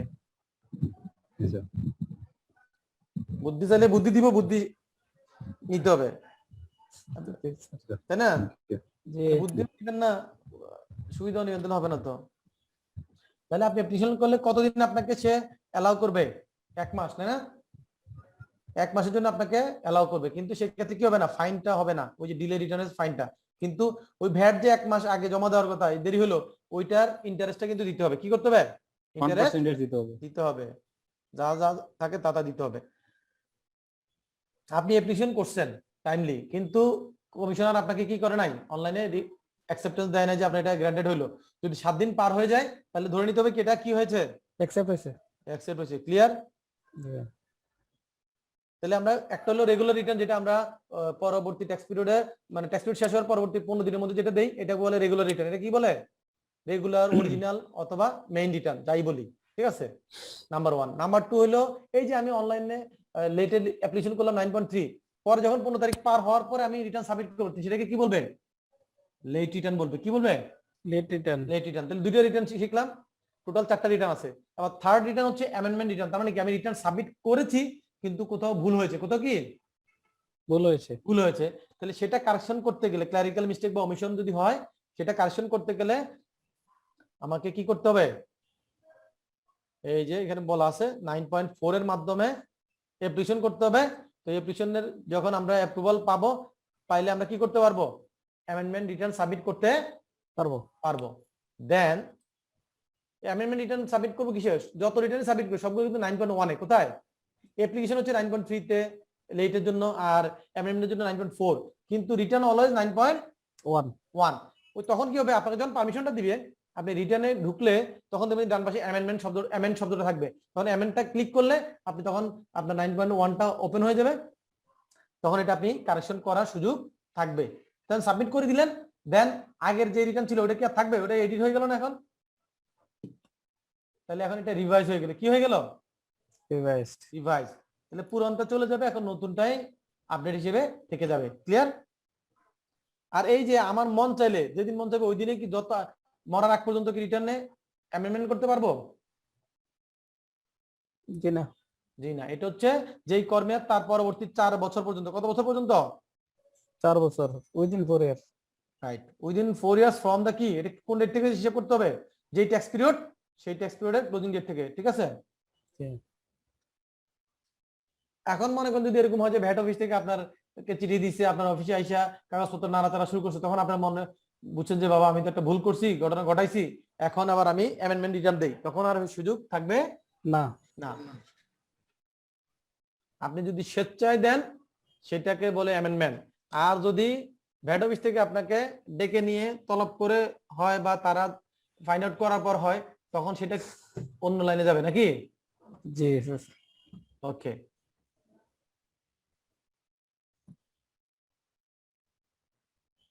তো অ্যামেন্ডমেন্ট রিটার্নের যে আপনি অ্যাপ্লিকেশন করবেন তার 30 দিনের মধ্যে কমিশনার আপনাকে কি করবে? ডিসিশন দিবে এবং আপনাকে হিয়ারিং এর সুযোগ দিবে। দেন আপনি ওই অ্যাডজাস্টমেন্ট করা যা যা সুযোগ এটা করতে পারবেন।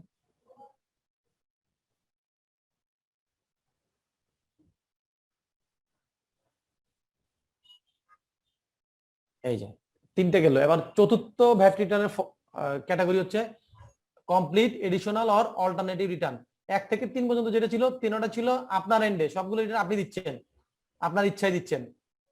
কিন্তু এই 4 নাম্বার যেটা বলছি কমপ্লিট, এডিশনাল অর অল্টারনেটিভ, এটা হচ্ছে ভ্যাট অফিস থেকে আপনাকে নোটিশ দেওয়ার পরে যে আপনি রিটার্ন দেন সেটাকে কি বলে? Complete, additional or alternative return. কার এখান থেকে সাউন্ড আসতেছে? এই কমপ্লিট যদি আপনি রেগুলার রিটার্ন সাবমিট টাইমলি না করেন তাহলে কি হবে? আপনাকে নোটিশ দিতে পারে। অথবা আপনি রিটার্ন সাবমিট করেছেন, রিটার্নে পরিপূর্ণ ডাটা নাই, গ্যাপ আছে, সেক্ষেত্রে আপনাকে কমপ্লিট রিটার্ন বা এডিশনাল রিটার্ন সাবমিট করার জন্য আপনাকে নোটিশ দিতে পারে। ওই নোটিশ দিলে আপনি ওই নোটিশ কমপ্লাই করে রিটার্ন সাবমিট করবেন। সেক্ষেত্রে কিন্তু আপনার ওই যে সেকশন 85 অনুযায়ী যে আপনার যে নন কমপ্লায়েন্সের সেই জরিমানা কিন্তু হবে। অ্যামেন্ডমেন্টের ক্ষেত্রে হবে না কেন? কারণ এটা আপনি নিজে করছেন, সেক্ষেত্রে জরিমানা হবে না, শুধু ওই ইন্টারেস্টটা হবে। ভ্যাট যতদিন ডিলে হয়েছে পেমেন্ট করতে সেটা, লেট রিটার্নের ক্ষেত্রেও সেটা একই রকম, জরিমানা হবে না, শুধু ইন্টারেস্টটা ক্যালকুলেশন করে দিতে হবে। স্যার এই ক্ষেত্রে কি কোনো মূসক ফর্ম আছে? কিসের? যে কমপ্লিট, এডিশনাল অথবা অল্টারনেটিভ? এই ক্ষেত্রে কি আপনি অ্যাপ্লিকেশন করতেছেন? জি না স্যার, কে অ্যাপ্লিকেশন করতেছে? এটা অথরিটিতে, ভ্যাট অথরিটি। লেট এটাতে আপনি অ্যাপ্লিকেশন করলেন 9.3 তে, অ্যামেন্ডমেন্টের ক্ষেত্রে আপনি অ্যাপ্লিকেশন করলেন 9.4, ভ্যাট অথরিটি আপনাকে চিঠি দিচ্ছে, তো এখানে তো মূসক কার জন্য? আপনার জন্য না তার জন্য? জি স্যার, থ্যাংক ইউ এখানে স্যার। ফর্ম 9। ওকে, জি স্যার। এবার আসেন ক্যারি ফরওয়ার্ড বা নেগেটিভ ব্যালেন্স। মূল কথা হচ্ছে যদি আপনার এমন হয় যে আপনি ইনপুট ট্যাক্স ক্রেডিট অথবা ডিক্রিজিং অ্যাডজাস্টমেন্ট যেগুলো আপনি নিতে পারতেছেন না, ওই পরিমাণ আপনার কি আউটপুট ভ্যাট নাই, তাহলে সেক্ষেত্রে আপনার ব্যালেন্সটা থেকে যাবে না?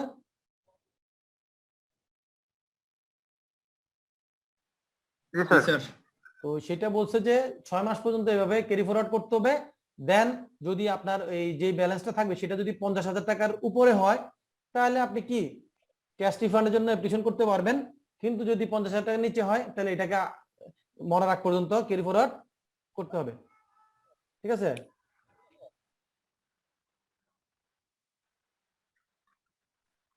এই দেখেন এখানে টিল ফরওয়ার্ড আনটিল, এই যে 6 পিরিয়ড, তারপর দেখেন এই যে 50,000 টাকার উপরে যা যা বলছি সব এখানে বলা আছে।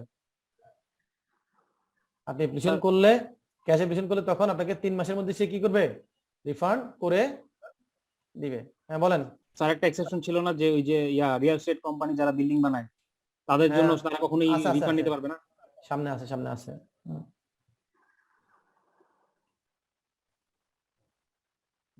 রিফান্ডেড মানি,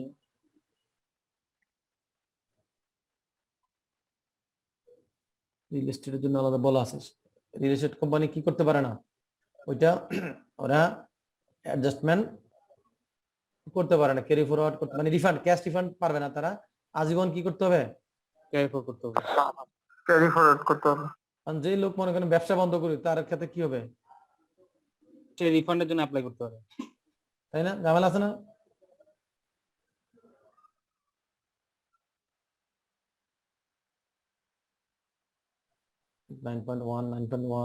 এটা এখানে বলে লাভ নাই। এখন আমরা চলে যাব কোথায়? আচ্ছা, এই যে যারা আমাদের দেশে এম্বাসি আছে না, দূতাবাস, তাদের ক্ষেত্রে তারা যখন কোনো কিছু ইম্পোর্ট করে, ইম্পোর্ট হিসেবে তারা ভ্যাট দিয়ে আসে, তাদের ওই এক্সাম্পশনটা নাই। তাদেরকে বলছে যে যদি এক্সাম্পশন দেয় তারা কমপ্লায়েন্স করবে না, এই জন্য বলছে ঠিক আছে তোমরা ইম্পোর্ট করে নিয়ে আসবা, দেন ইম্পোর্ট হিসেবে ভ্যাট দিবা, পরবর্তীতে তোমরা রিফান্ডের জন্য কি করবা? করতে পারবা। তাহলে নিয়মের মধ্যে থাকলো নাকি? এরপর মনে করেন আপনার কোন ট্যুরিস্ট বাংলাদেশে আসলো, সে বাংলাদেশ থেকে ভ্যাট পে করে জিনিসপত্র কিনলো, যা 1 লক্ষ টাকার কিনলো, এর মধ্যে মনে করেন 20,000 টাকার গুডস সে কনজিউম করলো, 80,000 টাকার গুডস সে সাথে করে দেশের বাইরে আমাদের দেশ থেকে লিফট করে চলে যাচ্ছে।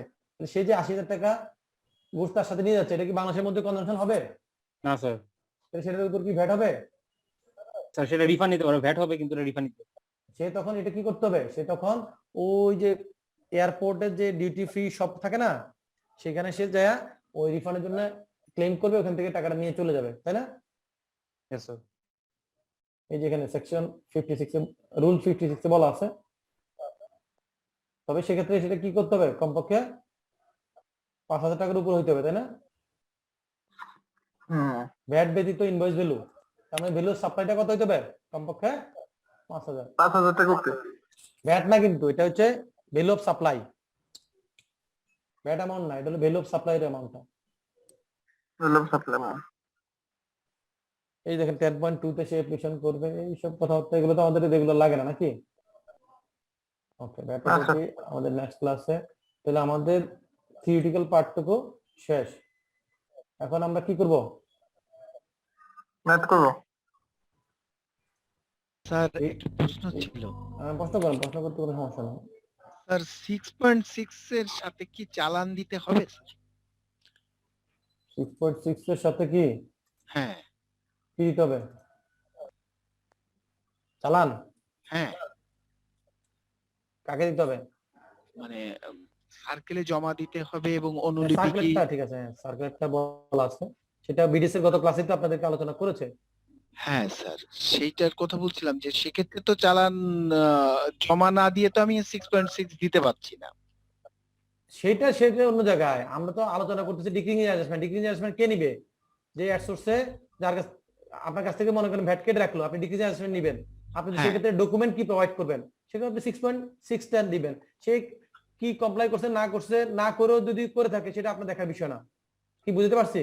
হ্যাঁ স্যার, না কিন্তু আমি যদি ডিক্রিজিং নিতে যাই সেক্ষেত্রে চালান না থাকলে কি আমার জন্য আপনি মনে হয় কথাটা বোঝেন নাই। আপনাকে আইনে বলেছে 6.6 দিয়ে আপনি অ্যাডজাস্টমেন্ট নেবেন। ট্রেজারি চালানের শব্দটা একবারও আপনার জন্য ইউজ করেছে? স্যার এছাড়াও 240 এ কিছু বলছে স্যার। যত যাই কিছু বলবো, ওখানে যাই দেখেন, আপনাকে তো বলেন ট্রেজারি কোথাও বলে না যে যিনি ডিক্রিজিং অ্যাডজাস্টমেন্ট নিচ্ছেন তার ক্ষেত্রে 6.6 এর বাইরে ট্রেজারি চালান লাগবে না। যিনি কেটে রাখতেছেন তার দায়িত্ব কতদিনের মধ্যে কাটবে, কখন কাটবে, কাটার পর জমা দিবে, তারপর 6.6 দিবে, তার ক্ষেত্রে কমপ্লায়েন্স। আপনি তো সাপ্লায়ার না, আপনি কি কাস্টমার, হ্যাঁ স্যার, তাই না? আপনি মনে করেন আপনি বিক্রি করছেন, আপনার কাছ থেকে কেটে রাখলো, তাহলে আপনার কাস্টমার আপনার কাছ থেকে কেটে রাখছে, সে কমপ্লেন্স করছে না করছে, এটা কি আপনার দায়িত্বের মধ্যে পড়ছে? আপনাকে তো বলছে যে আপনি 6.6 পেলেই আপনি অ্যাডজাস্টমেন্ট নিতে পারবেন। আপনি কমপ্লেন্স করবেন আপনার পার্ট, আপনি কি আপনার অপোজিট পার্টের কমপ্লেন্সটা করবেন? বিডিসি এসআরওতে যেটা বলা আছে ওই এতদিনের মধ্যে জমা দিতে হবে, এই করতে হবে, সে করতে হবে, এটা তো যিনি কেটে রাখছেন তার দায়িত্বের মধ্যে পড়তেছে। হ্যাঁ স্যার, ক্লিয়ার? হ্যাঁ জি, থ্যাংক ইউ। স্যার বিডিএস এসআরওটা কি 240? কালকে ক্লাস করেন নাই? স্যার করছিলাম, স্যার ওইটাই 240 এটা। এর বিডিসি এসআরও তো প্রতি বছর একটা করে হয়, সেটাই 240 তে বিডিসি এসআরও। আবার 22 সালে নতুন আরেকটা এসআরও আসবে। এই দেখেন আমরা কোশ্চেন ছিল এখন আমরা ওই রিটার্ন পার্টটা দেখাবো তারপর। এই দেখেন এই ভ্যাট অনলাইন, আপনি গুগলে গিয়ে ভ্যাট অনলাইন সার্ভিস দিবেন। কার এখান থেকে সাউন্ড আসতেছে? এবার দেখেন এখানে আসার পরে এই যে আসছে না, দেখা যাচ্ছে স্ক্রিন। লগইন করব, কি করব?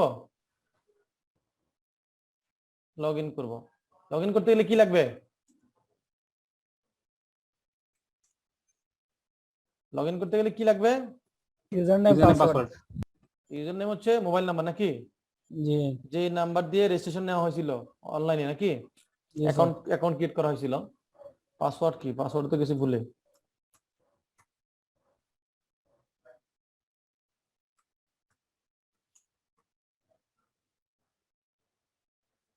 বিসমিল্লাহ, কি হয়? আসছে? ওকে, এই আসার পর দেখবেন এই ডান পাশে একটা সাদা বক্স আছে, দেখছেন? এরো ডাউন কি এরো কি আছে? জি, এটাতে ক্লিক করলে দেখেন একটা আছে নাম ছাড়া, মানে নাম্বার ছাড়া, এমডি আনোয়ারুজ্জামান এফসিএ আছে মাঝখানেরটা, এটার মধ্যে কি কোনো নাম্বার আছে? জি না। নাই। এই নাম্বার ছাড়া যেটা, সেটা হচ্ছে আপনি যে প্রথমে একটা অনলাইনে অ্যাকাউন্ট ক্রিয়েট করছিলেন না এই ব্যাট অনলাইনে, জি এটা হলো সেটা। এরপর আপনার এটার সাথে যদি কোনো বিন অ্যাটাচ হয় তাহলে সাথে ওই বিন নাম্বার সহ দেখাবে। দেখেন আমার পার্সোনাল নামে বিন নেওয়া আছে যে আনোয়ারুজ্জামান, এটা হচ্ছে আমার পার্সোনাল বিন। হ্যাঁ, এটাতে কি আমার বিল ফাইলিং অবলিগেশন কত? 0। 0, তার মানে নিয়মের মধ্যে আছে নাকি? জি ভালো কথা। নিয়মের মধ্যে থাকলে আপনি প্রত্যেক বছর আপনাকে স্মার্ট কার্ড ইস্যু করবে, যে আপনি সম্মানিত সম্মাননা সার্টিফিকেট দিবে আপনাকে, অনলাইনে অটোমেটিক চলে আসে। এবার আসেন আরেকটা, দেখেন নিচে আছে ফার্মের নাম আছে না?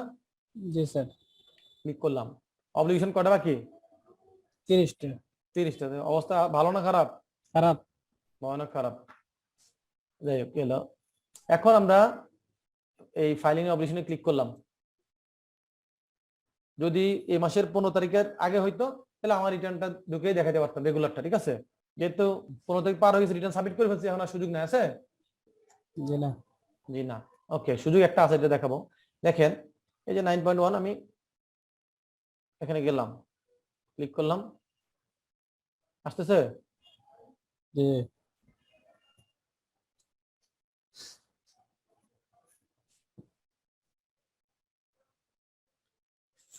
প্রথম দিকে একটা দুইটা ক্লাস করতে একটু বেশি কষ্ট হয়েছে নাকি? জি স্যার। এখন তো ট্র্যাকের মধ্যে আছেন। আচ্ছা, আমরা দেখেন উপরে কি আছে, পার্ট 1, এটা হচ্ছে ট্যাক্স পেয়ার্স ইনফরমেশন, মানে ভ্যাট রেজিস্টার্ড যে পার্সন তার ইনফরমেশন গুলো এখানে আছে, বিন নাম্বার, তার নাম, address, type of ownership, economic activity. Okay, 2তে বলা আছে রিটার্নের সাবমিশনের ডাটা কি আছে, ট্যাক্স পিরিয়ডটা অটোমেটিক চলে আসবে, আসছে না? জি। আর এই যে এখানে দেখেন 2 লেখা যেটা আছে, টাইপ অফ রিটার্ন, কি টাইপ অফ রিটার্ন কি লেখা আছে? Main oblique original return. আমরা কয় ধরনের রিটার্ন বলেছিলাম? 4 ধরনের। তাহলে এখানে কয়টা লেখা আছে? একটা। এই যে এখানে একটা অ্যারো কি আছে ডান পাশে, জি। ক্লিক করলাম, কি দেখাচ্ছে? 4টা দেখাচ্ছে। এ বি সি ডি দেখাচ্ছে না? জি। যখন আমরা ওই যে 15 তারিখ পার হওয়ার পর রিটার্ন সাবমিট করব পারমিশন নিয়ে, তাহলে সেক্ষেত্রে লেট রিটার্ন বি ক্লিক করব, ঠিক আছে? জি। আর যখন আমার অ্যামেন্ডমেন্টের পারমিশন পাবো তখন কোথায় ক্লিক করব? সি ক্লিক করব। আর যখন আমাকে ভ্যাট অফিস থেকে ওই যে নোটিশ দিয়ে বলবে যে তুমি রিটার্ন সাবমিট করো এডিশনাল অর অল্টারেট, তখন ডি সিলেক্ট করব। বুঝতে পারছি কি? জি স্যার। 3 এর সাথে কি ম্যাচ করতেছে? জি। এবার দেখেন 3 এর লেখা আছে any activities in this period. এই পিরিয়ডে যদি কোনো ট্যাক্স ভ্যাট রিলেটেড কোনো ধরনের আপনার কি অ্যাক্টিভিটিজ না হয় তাহলে নো দিবেন, নো দিয়ে একদম সবার শেষে গিয়ে একটা টিক দিবেন, এই যে এখানে টিক আছে না? জি। এটা দিলে দেন সাবমিট করে দিলেন, হয়ে গেল। কিন্তু আপনার যখন ট্রানজাকশন থাকবে তখন এটা ইয়েস করতে হবে। কি করতে হবে? ইয়েস করতে হবে। করার পর এই যে দেখেন আমি বলছিলাম part 3 output supply output tax আছে? জি। তারপর বলেছিলাম যে পার্ট 4 এ ইনপুট ট্যাক্স আছে? জি। তারপর বলেছিলাম 5 এ ইনক্রিজিং অ্যাডজাস্টমেন্ট আছে? জি। তারপর আসেন 6 এ ডিক্রিজিং অ্যাডজাস্টমেন্ট। এইগুলো হওয়ার পর দেখেন নেট ট্যাক্স ক্যালকুলেশন, এই যে 34 নম্বর নোট। কত নম্বর নোট? 34। এইখানে উপরে 4টা যোগ বিয়োগ হয়ে এখানে ফিগারটা আসবে। ওকে, জি। তাহলে আমরা কিছু মুখস্থ ফিগার বসাই। ডিউটিটা দেখালেন না স্যার, সাপ্লিমেন্টারি ডিউটিটা? আমি তো সবই তো দেখাবো, আমি তো জাস্ট আমি 4টা পার্ট বললাম। আমি কি কোথাও কোনো ক্যালকুলেশনে গেছি স্যার? না স্যার। Sorry sir. আপনি আমার সাথে থাকেন, সব শিখতে পারবেন। আপনি আমার আগে দৌড়াবেন। ঘোড়া গাড়ি দেখছেন কখনো? দেখছি স্যার। ঘোড়ার পিছনে গাড়ি থাকে না ঘোড়ার আগে গাড়ি থাকে? ঘোড়ার পিছনে থাকে। আগে থাকলে কি হবে? খারাপ অবস্থা। হ্যাঁ, স্যারের মনটা ভালো তাই না? না হয় তখন রাগ টাগ করে অবস্থা খারাপ ছিল তার। আচ্ছা, এবার আসেন আমাদের আউটপুট ট্যাক্স কি ধরে নিলাম যে আমার যেটা সাপ্লাই সেটা স্ট্যান্ডার্ড রেট, কি অডিট ফি কি স্ট্যান্ডার্ড রেটে হয় না? জি। ওকে, তাহলে এবার আসলাম এখানে দেখেন স্ট্যান্ডার্ড রেট নোট নাম্বার কত? 4। এটা ডান পাশে দেখেন সাব ফর্ম আছে, কি আছে? Sub form. Sub form click করে দিলাম। দেওয়ার পরে যে উপরে দেখেন অ্যাড কি আছে, অ্যাড অ্যাডে ক্লিক করবেন, করার পরে যে একটা রো আসলো, দেন আপনি এখানে বলবেন যে কনসালটেন্সি, কি বললাম, কনসালটেন্সি, মন চাইছে আমার কনসালটেন্সি লিখলাম, ওকে। এবার এই যে এখানে দেখেন দ্বিতীয়টাতে দেখছেন কোথায় ক্লিক করছি, জি ওইটাতে ক্লিক করলে এখানে এসে আপনি গুডস না সার্ভিস, বললাম সার্ভিস, কি সার্ভিস, এখানে সার্ভিসের নাম লিখবো, কি সার্ভিসের নাম দিব, কনসালটেন্সি দিলাম, কনসালটেন্সি দিয়ে সার্চ দিলাম, চলে আসলো না, জি এখান থেকে সিলেক্ট করে দিলাম, তাহলে অটোমেটিক আমার সার্ভিস কোডটা চলে আসলো 032 নাকি। জি আসার পর ধরে নিলাম যে আমি সার্ভিস দিলাম 2 কোটি টাকা, কত 2 কোটি কম দিয়ে লাভ আছে, না স্যার দিলে একটু বেশি দিব, 2 কোটি, তাহলে ভ্যাট আসলো কত 30 লাখ, 30 লাখ ক্লিয়ার। জি এবার আমরা দেখেন ফর্মে যাই, তাহলে দেখেন এখানে চলে আসছে না অটোমেটিক, জি ক্লিয়ার। জি এবার এই সাব ফর্মে আবার গেলাম, গিয়ে এটাকে যেটা করা ছিল আমি এটাকে সিলেক্ট করলাম, করে এডিট করব। কেন এডিট করব, আমি এখন আমার আর ভালো লাগছে না, আমি এটা মনে করলাম যে আমি গুডস দিব, কি দিব, গুডস কি বিক্রি করবো আমি তো জানি না, দেখি যায় কি পাওয়া যায়, আমি এখানে গুডস সিলেক্ট করলাম, কি করলাম গুডস, গুডস এর মধ্যে সাপ্লিমেন্টারি ডিটেইলস এর একটা গুডস বলেন, সিগারেট নাকি, জি সিগারেটের মধ্যে সাপ্লিমেন্টারি ডিটেইলস আছে, আছে আমি তো জানি না, দেখি কি আসে, সিগারেট আসতেছে, স্যার অ্যালকোহল দেন, হ্যাঁ অ্যালকোহল, আচ্ছা দেখি আইসক্রিম দিয়ে দেখি, আইসক্রিম স্যার আইসক্রিম, এটা কি আসতেছে, কেন আসতেছে না বলেন তো, এটা হ্যাঁ বলেন তো কেন আসতেছে না, গুড সিলেক্ট করতে হবে, গুডস তো সিলেক্ট করছি, দেখি কি হয়, এখানে আসলাম, গুডস দিলাম, আচ্ছা এখানে যা আছে নিচে থেকে একটা সিলেক্ট করে দিই নাকি, দেখেন এসডি সহ আছে না এখানে, আছে তো স্যার যে কোনো একটা দিয়ে দিলাম, আমার এটা আসতেছে না, কারণ হচ্ছে আমি তো সার্ভিস প্রোভাইডার হিসেবে কি করছি, রেজিস্ট্রেশন নিচ্ছি, তাহলে গুডসটা কি আমার এখানে আসবে, না স্যার আসবে না, এইটাই চেক করতেছিলাম যে বুদ্ধি আছে কিনা আপনাদের, ভয় করে নাই স্যার আচ্ছা তাহলে এখান থেকে আমি মনে করি একটা গুডস সিলেক্ট করে দিলাম, কোনো অসুবিধা আছে, দিয়ে দিলাম, একটা দিয়ে দিলাম, দেওয়ার পর দেখেন অটোমেটিক সাপ্লিমেন্টারি ক্যালকুলেশন হয়ে গেছে না, জি কার এখান থেকে সাউন্ড আসতেছে, জরিমানা করতে হবে, নামটা একটু নোট করে রাখেন তো, 10,000 টাকা নিতে হবে, আচ্ছা এই দেখেন এই যে সাপ্লিমেন্টারি ডিটেইলস চলে আসছে না, আসছে, জি এই স্যার ফিগারটা যদি আমরা একটু ছোট করে দেই তাহলে আমাদের বুঝতে সুবিধা হবে, এই ফিগারটা কি করবে একটু ছোট করে দেই, এটাকে আমরা এডিট করে একটু ফিগারটা ছোট করে দেই, এডিট, এটাকে 100 টাকা ধরি, কত ধরি 100, তাহলে আমরা রেটটা বুঝতে পারবো নাকি, জি স্যার ধরলাম 100, দেখেন তাহলে 5 টাকা হচ্ছে কি এসডি 5%, রাইট, আর ভ্যাট কত আসছে, 100 এর উপর আসছে না 105 এর উপর আসছে, তাহলে বুঝা গেল, ক্লিয়ার, জি ডান।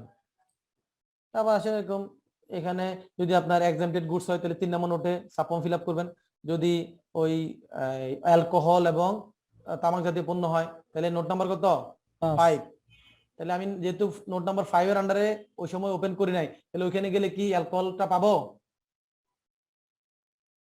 পাবো না, কারণ এমআরপিটা কার ক্ষেত্রে লিংক করা আছে, ইয়ার কাছে গুডসের ক্ষেত্রে, গুডস এবং কি হইতে হবে সেটা, খালি গুডস হইলে হবে না, সেটা এমআরপিটা হলো যদি তামাক জাতীয় বা অ্যালকোহল জাতীয় পণ্য হয় তাহলে ওইটা, তাহলে ওই কটা জিনিস ছাড়া কি ওইখানে লিস্টে এটা পাওয়া যাবে, জি না, ক্লিয়ার, জি স্যার, তাহলে এগুলো হইলো, তাহলে আমরা বুঝলাম যে 100 টাকা আমার ভ্যালু অফ সাপ্লাই, 5 টাকা সাপ্লিমেন্টারি ডিউটি, 15 টাকা 75 পয়সা হচ্ছে কি আউটপুট ভ্যাট, ক্লিয়ার।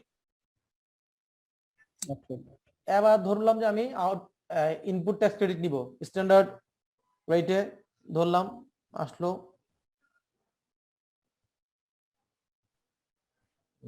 আমি যেগুলো কিনলাম, আমি যেটা কিনতেছি সেটা যদি কি এক্সাম্পটেড হয় তাহলে এখানে আমি যদি সেটা স্ট্যান্ডার্ড রেটে কিনে দিলে এখানে ওই যে এই 14 নম্বর 15 নম্বরে, আর যদি কি হয় আমি ধরলাম যে আমার এই যে এখানে যে 100 এই 14 নম্বর নোট লোকাল পারচেজ করলাম, ইম্পোর্ট না ধরে কি ধরলাম লোকাল পারচেজ, গেলাম যে এখানে একটা অ্যাড করলাম, করে যে কিছু একটা তো পার্সেস দেখাইতে হবে না, কি দেখাবো? সেম আইটেমই দেখাই নাকি? অসুবিধা নাই তো? আইটেমই কিনলাম কত, 100 টাকা বিক্রি করলে 100 টাকায় কি কিনা হবে? হবে না। আমি ধরলাম 80 টাকা কিনলাম, কত টাকায়? 80 টাকা। 80 টাকায়। তাহলে এটা লোকালি কেনার ক্ষেত্রে এটার উপর কোনো এসডি ছিল না। না, তাহলে এটার উপর ভ্যাট কত? 12 টাকা 60 পয়সা না? জি। তাহলে দেখেন আমার আউটপুট ভ্যাট কত আসলো, এই ইনপুট ট্যাক্স ক্রেডিট কত আসলো? 12 টাকা 60 পয়সা। 60 পয়সা। এইটা যদি দেখি তাহলে আমার ছিল 15 টাকা 75, তার থেকে 12 টাকা 60 গেলে কত আসছে ভ্যাট দেখেন?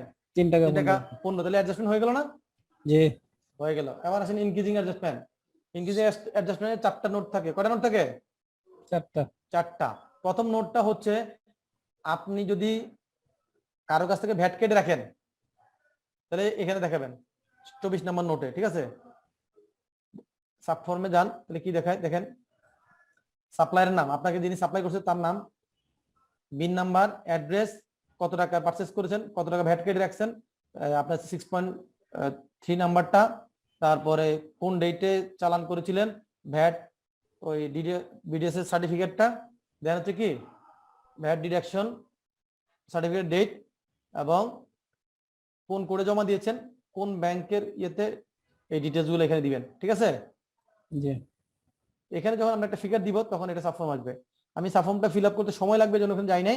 এখানে দেখেন ওই যে আমরা বলেছিলাম যে যদি ব্যাংকিং চ্যানেলে না হয়, ব্যাংকিং চ্যানেল যদি না হয় তাহলে কি হবে? ইয়ার ইনক্রিজিং হবে। ধরলাম যে আমার ওইটার জন্য 2 টাকার ভ্যাট আছে যেটা ইনক্রিজিং অ্যাডজাস্টমেন্ট হবে, ঠিক আছে? এই তাহলে দেখেন কি হলো, 2 টাকা বেড়ে গেল, বেড়ে কিন্তু আগে 3 টাকা 75 ছিল, এখন দেখেন 5 টাকা 75 হয়ে যাবে। কত হয়ে যাবে? 5 টাকায় বেড়ে গেছে না 2 টাকা? 5 টাকা হয়ে গেল। এরপর দেখেন যদি আমরা ডেবিট নোট পড়েছিলাম, ডেবিট নোট হলে কি আপনার ট্যাক্স লায়াবিলিটি বাড়বে না কমবে? বেড়ে যাবে। বেড়ে যাবে। তাহলে এই যে সাবফর্ম ফিল আপ করে ডেবিট নোটের কারণে হইলে এখানে অ্যাডজাস্টমেন্ট আসবে সাবফর্ম ফিল আপ করে। আর এই যে 3টা ঘটনা বললাম, একটা হলো অ্যাড সোর্সে আপনি যদি কেটে রাখেন, আর হলো ব্যাংকিং চ্যানেলে যদি পেমেন্ট না হয়, আর হচ্ছে ডেবিট নোট, এই 3টা ছাড়া পৃথিবীর অন্য যত কারণে আপনার ভ্যাট লায়াবিলিটি বাড়বে সবগুলো কোথায় দিবেন? 27-এ। বুঝতে পারছি? জি স্যার। তাহলে আর কি কোশ্চেন করবেন স্যার? এটা হলে কি হবে, ডাইনে গেলে কি হবে, বামে গেলে কি হবে? না sir. Office rent sir, office রেন্টের ভ্যাটটা যেটা আমরা কেটে রাখি কথা কম, কথা কম। এই যে এইসব জিজ্ঞেস করবেন বলেই তো বলে দিছি, তারপর আবার জিজ্ঞেস করতেছে। বুদ্ধি যেটুকু আছে 200 টাকা এটাও ব্যবহার করে না। তারপর দেখেন ডিক্রিজিং অ্যাডজাস্টমেন্ট, এটার ক্ষেত্রেও 4টা নোট। ওইখানে ছিল আপনার অ্যাডসোর্সে আপনি কেটে রাখছেন, এখন হচ্ছে অ্যাডসোর্সে আপনার কাছ থেকে কেটে রাখছে, তাহলে সেই ক্ষেত্রে 29 নম্বর নোটে। আর ইম্পোর্ট স্টেজে যে আমরা এটি দিয়ে আসি অ্যাডভান্স ট্যাক্স, সেটা কোথায় অ্যাডজাস্টমেন্ট করব? 30। হ্যাঁ 30 তে। দেখেন আমার এখানে এটা কি ক্লিক করা যাচ্ছে? না স্যার। যাচ্ছে না, কারণ আমার তো সার্ভিস হিসেবে আমার তো ইম্পোর্ট নাই, আছে না স্যার। তো সেই জন্য আমার এখানে এটা ওপেন নাই। বুঝতে পারছি? জি। তারপর ক্রেডিট নোট হলে কোথায় দেখাবেন? 31 নম্বর নোট। জি 31 নম্বর নোট। এবার দেখেন এই যে অ্যাড সোর্সে আপনার কাছ থেকে কেউ কেটে রাখলো, ইম্পোর্ট স্টেজে এটি আর ক্রেডিট নোট, এই 3টা ছাড়া পৃথিবীর যত ধরনের কারণে আপনার ভ্যাট লায়াবিলিটি কমবে সেগুলো সব কোথায় দিবেন? 32-এ। ক্লিয়ার? জি স্যার। আর উল্টাপাল্টা কোনো কোশ্চেন করবেন? না করবেন না। তাহলে দেখেন এগুলো বসাইলে নেট ফিগারটা কোথায় আসবে? 34 নম্বরে আসবে, আসবে না? জি। আজকে যা যা পড়াইলাম সব এখানে আসছে না? আসছে স্যার। আসছে। আর বাকিটা কে শিখিয়ে দিবে? ইয়াসিন স্যার, স্যারটা কোশ্চেন ছিল। হ্যাঁ বলেন। স্যার যদি ওই যে সার্ভিস ইম্পোর্ট করতাম তাহলে কি করতাম এই ফর্মে? হ্যাঁ সার্ভিস যদি ইম্পোর্ট করতাম তাহলে ফর্মে কি করতাম? সার্ভিস ইম্পোর্টের ক্ষেত্রে বলা আছে 2টা জিনিস, যে আপনি এটাকে একবার আউটপুট ভ্যাট দেখাবেন, আরেকবার কোথায় দেখাবেন? Input VAT. ইনপুট ভ্যাট দেখাবেন। যখন আপনি এটা আসেন উপরে যাই বিসমিল্লাহ করে,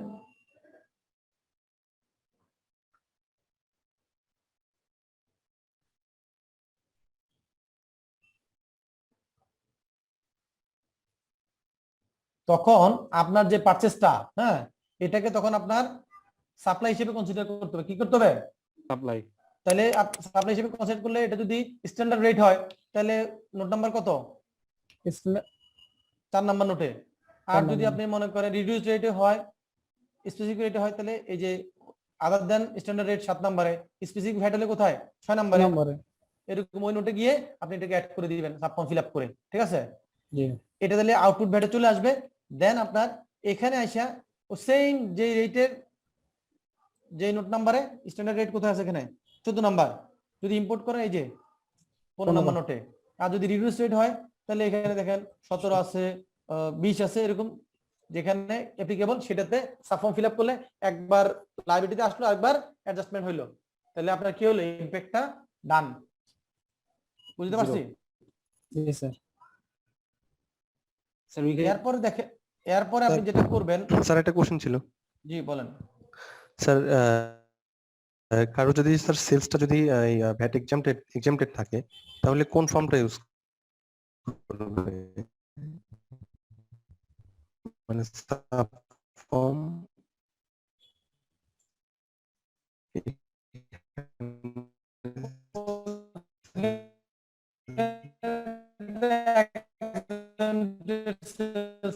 লেখা আছে না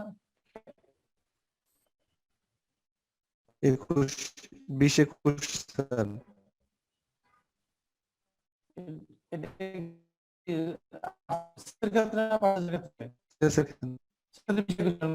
স্যার মানে এক্সামটেড থাকে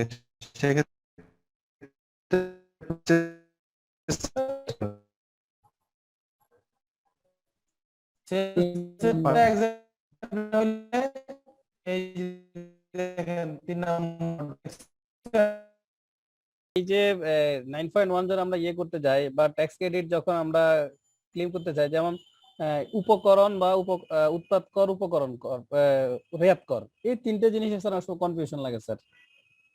এই বাংলা কথা বললে সমস্যা। আচ্ছা সরি স্যার আপনি পরীক্ষা দিবেন ইংরেজিতে, Bangla sorry sir. Sir import, তারপরে sir output tax, input tax credit, এই তিনটের ভিতরে স্যার একটু কনফিউশনটা অনেক সময় কনফিউশন হলে কিছু করার নাই। আপনি আউটপুট ট্যাক্স মানে কি? আপনার ঘর থেকে মাল চলে যাচ্ছে, বিক্রির সময় যেটা ভ্যাট সেটা হলো আউটপুট, কেনার সময় যেটা ভ্যাট সেটা ইনপুট। তো এটা যদি কনফিউশন হয়, কেনা আর বেচা যদি না বুঝেন স্যার, মানে আমরা যখন স্যার ইয়ে দিই স্যার রেয়াত নিই স্যার, তখন তো দেখা স্যার মানে ইনপুট ট্যাক্স ক্রেডিট তখন নিব স্যার আমি জেনে স্যার ব্যবসা করব,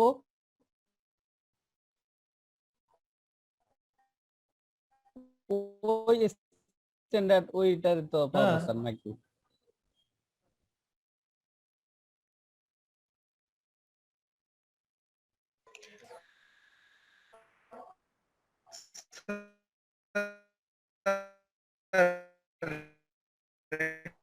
কোশ্চেন ছিল স্যার, একটা কোশ্চেন। আমরা কোনো অ্যাডভার্টাইজমেন্ট কোম্পানির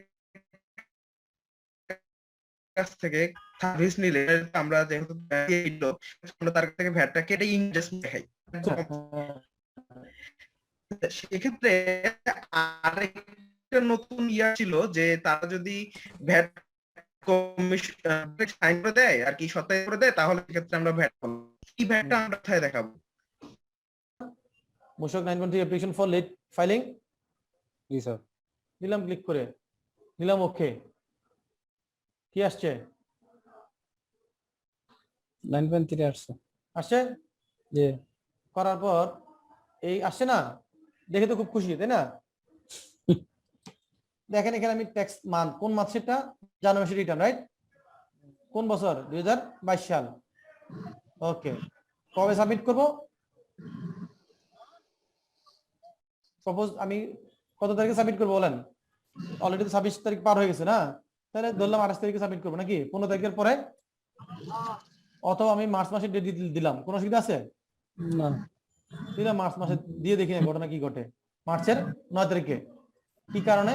কারণ ফিল আপ করলাম, ABCD যা যা মন চাইছে তা লিখে দিলাম। ওকে, কার এখান থেকে সাউন্ড আসতেছে? বন্ধ করেন, খবর নাই, রাস্তার মধ্যে আনমিউট করে বসে থাকে।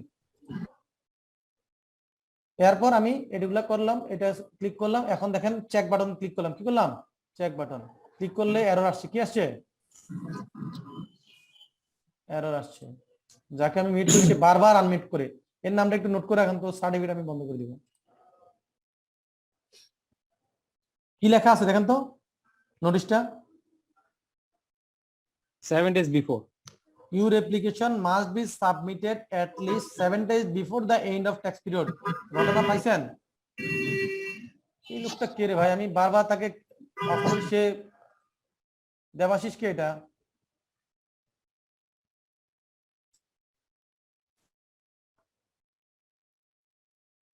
তাহলে কি আমরা বুঝতে পারলাম এটা যেহেতু ওই টাইমের মধ্যে করি না সেজন্য আমাকে কি অ্যালাউ করতেছে? না স্যার, করতেছে না স্যার। এবার আসেন তাহলে অ্যালাউ করে এরকম একটা দেখি নাকি? জি এটা আমি টাইমলি করি রিটার্ন, তাহলে আমার এটাতে আমি ঢুকলাম, ঢোকার পর ফর্মে গেলাম, ফর্মে গিয়ে আমি রেজিস্ট্রেশন প্রসেসিং আমার এখানে রিটার্ন প্রসেসিং এ ক্লিক করলাম, উপরে অ্যাড ফর্মে গেলাম, এখান থেকে সিলেক্ট করলাম 9.3 আছে না, দিলাম 9.3 দেওয়ার পর আমি এখানে আমার যা মন চায় আমি এখন ফেব্রুয়ারি মাসে রিটার্ন সাবমিট করব। কিসের? ফেব্রুয়ারি মাসে রিটার্ন। কবে রিটার্ন সাবমিট করব? মার্চে দেওয়ার কথা, আমি মার্চে না দিয়ে এপ্রিলে দিব নাকি? এপ্রিলের মন চাইছে আমার, এপ্রিলের কোন তারিখটা আমার কাছে ভালো লাগে, দিলাম 14 তারিখ। এটাও তো মেবি পারার কথা না।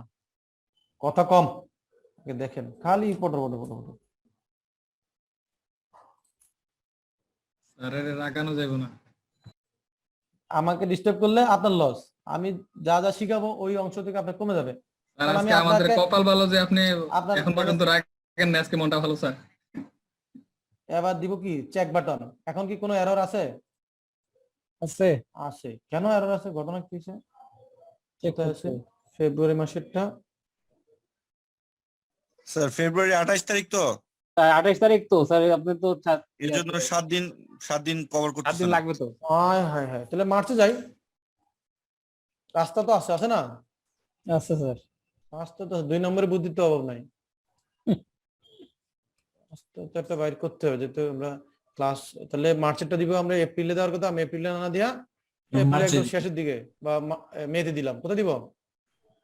মেতে দিলাম। এবার কি নিবে? তাও নিবে না স্যার। নিছে? না স্যার, না নাই নিচে স্যার। নিয়েছে স্যার। তাহলে নিছে স্যার। ওনার ফতুয়া কাজে লাগছে? কাজ লাগছে স্যার। কাজে লাগে না ওনার ফতুয়া, উনি যে বলছে নিবে না, নিয়ে নিছে। ওকে, তাহলে আমরা এখান থেকে কি শিখলাম? যে আমি যত কাহিনী করি ওই সিস্টেম থেকে ওই 7 দিন ক্যালকুলেশন করে তার আগে যদি আমার অ্যাপ্লিকেশনটা না হয় তাহলে সে অ্যালাউ করবে না। না। স্যার, ঠিক আছে? আমরা না মাত্র শিখলাম যে 1 মাস পর্যন্ত টাইম এক্সটেন্ড করা যাবে, এর বেশি করা যাবে না। এই আপনার বাড়ি কোথায়? স্যার যশোর বলছি একবার। দর্শক বলছেন বুদ্ধি এত কম কেন? আমি মার্চ মাসে রিটার্ন সাবমিট করার কথা এপ্রিলের 15 তারিখ নাকি? জি স্যার। তো আমি তো ও সরি, জি স্যার। বোকা, এত বোকা কেন? খালি কথা একটা বলতে পারলে মনে যেন খুশি। তাহলে আমরা কি দেখলাম? এগুলো দেখলাম। এখন কি কারো কোনো কোশ্চেন আছে? আছে কারো কোনো কোশ্চেন? জি স্যার আছে। কি কোশ্চেন বলেন? স্যার আমি ইনপুট নিয়ে কোশ্চেন করতে যাচ্ছিলাম স্যার। ইনপুট কি কোশ্চেন করবেন বলেন? স্যার ইনপুটের ডেফিনিশনের ভিতরে আছে যে machine, parts of machine, sir এইটা দ্বারা কি বোঝায়?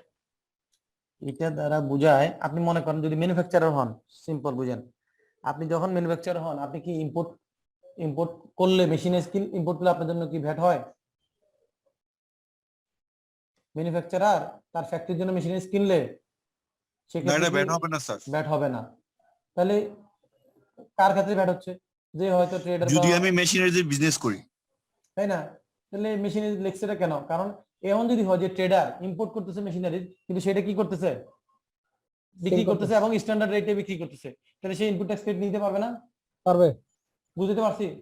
জি স্যার। মাথা জি ঢুকছে? স্যার। জি স্যার। Okay. আজকে ক্লাস এই দেখেন আপনারা শান্ত ছিলেন, যার কারণে 9টার আগে শেষ। আর যদি খালি এই ডিস্টারবেন্স করতেন তাহলে। স্যার আমার একটা কোশ্চেন ছিল স্যার। মাত্র একটা বলেন। স্যার যেগুলো স্যার আমাদের বাংলাদেশে তো অনেক লিয়াজো অফিস আছে স্যার, এরা তো স্যার সেল করে না। খুব ভালো। সেক্ষেত্রে স্যার এখন 9.1 আর 6.6টা ম্যান্ডেটরি করে দিছে স্যার, তাহলে এরা কিভাবে রিটার্ন সাবমিট করবে অনলাইনে স্যার? 6.3 কি করছে? 6.6 স্যার। হ্যাঁ, এরা তো কোনো স্যার ভিডিও মানে ডিডাকশন কোনো করতে পারবে না ওদের থেকে। কেন? আপনার তার যে লিয়াজ অফিস, তার তো জি, যে স্যার। প্রতিষ্ঠানটা নিশ্চয়ই, যেমন আমি কিন্তু অনেক কোম্পানি আমি দেখি এরকম, দেখে বাংলাদেশের লিয়াজ অফিস আছে, তার এখানে কোম্পানি হিসেবে রেজিস্ট্রেশন আছে, ঠিক আছে? কোম্পানি হিসেবে হ্যাঁ। রেজিস্ট্রেশন তো সে তখন কি করে, এটা সে ওই আপনার লিয়াজ অফিসটা কি করে, তাকে রিটার্ন সাবমিট করতে, তাকে বিল নিতে হয় ডিউ টু, তাকে ওই বিডিএস এর কমপ্লায়েন্সের কারণে তাকে কিন্তু কি করতে হয়, বিল নিতে হয় স্যার, কিন্তু রেজিস্ট্রেশন তার আউটপুট ভ্যাট নাই, কিন্তু তার জি, তো স্যার। পারচেজ আছে, তার কনজাম্পশন আছে, সেটার উপর ভ্যাট আছে না, সে অ্যাড সোর্সে জি, ভ্যাট স্যার। কাটবে, এই নানান কাহিনীতে তার কি হয়, রিটার্ন সাবমিট করতে এরকম হয় আমার স্যার। অনেক ক্লায়েন্ট আছে। স্যার, কিন্তু স্যার ওই যে 9.1 এ স্যার এখন তো স্যার 6.6টা ম্যান্ডেটরি করে দিয়েছে, হ্যাঁ, সে তো কাউ 6.6 পাবে না স্যার, সেক্ষেত্রে স্যার রিটার্নটা সাবমিট করবে কিভাবে স্যার? সে 6.6 পাবে না কেন? সে তো কোনো কিছু সেল করতেছে না, তো ওর তো ডিডাকশন কেউ অন্য কেউ করতে পারবে না স্যার। তো না করলে নাই, তাহলে তো ওই তার ডিরেকশনের জায়গায় তো নাই, তো সমস্যা কি? এখন তো 6.6টা তো রিটার্নে ম্যান্ডেটরি করে দিয়েছে স্যার, ওইটা ডকুমেন্ট না দিলে স্যার নেয় না স্যার। আপনি সেলস যদি দেখান, হ্যাঁ, তাহলে না 6.6 চাইবে, আপনি অ্যাড সোর্স রিটার্নের ক্ষেত্রে বলতেছি রিটার্নের স্যার। ক্ষেত্রে তো আমি বলতেছি, আপনি যদি মনে করেন সেলসই না থাকে, 6.6 আসবে কোত্থেকে? আসবে না স্যার। এখানে স্যার অনলাইন রিটার্নে স্যার 6.6টা ম্যান্ডেটরি ফিল করে দিয়েছে স্যার, ওইটার কথা বলতেছি। এখানে কোথাও একটা মিস্টেক হচ্ছে, আপনার ওইখানে আপনার যদি ইনক্রিজিং অ্যাডজাস্টমেন্ট, হ্যাঁ, জি স্যার, আপনি না থাকে। না থাকে, তাহলে তো আপনার ওই ফিল্ড অ্যাপ্লিকেবল হবে না।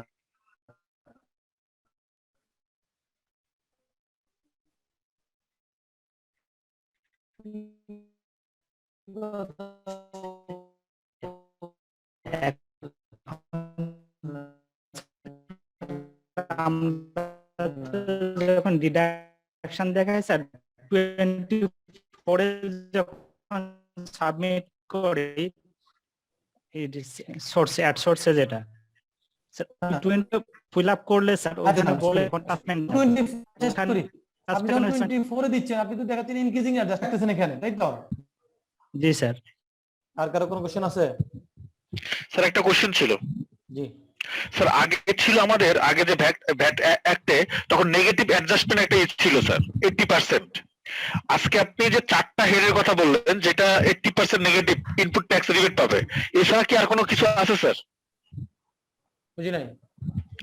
আজকে আপনি 4টা হেডের কথা বলছেন, যে শিপিং এজেন্সি, তারপরে আপনার কুরিয়ার সার্ভিস, এদের 80% পর্যন্ত আমি রিবেট ক্লেম করতে পারবো, ইনপুট ট্যাক্স রিবেট নিতে পারবো।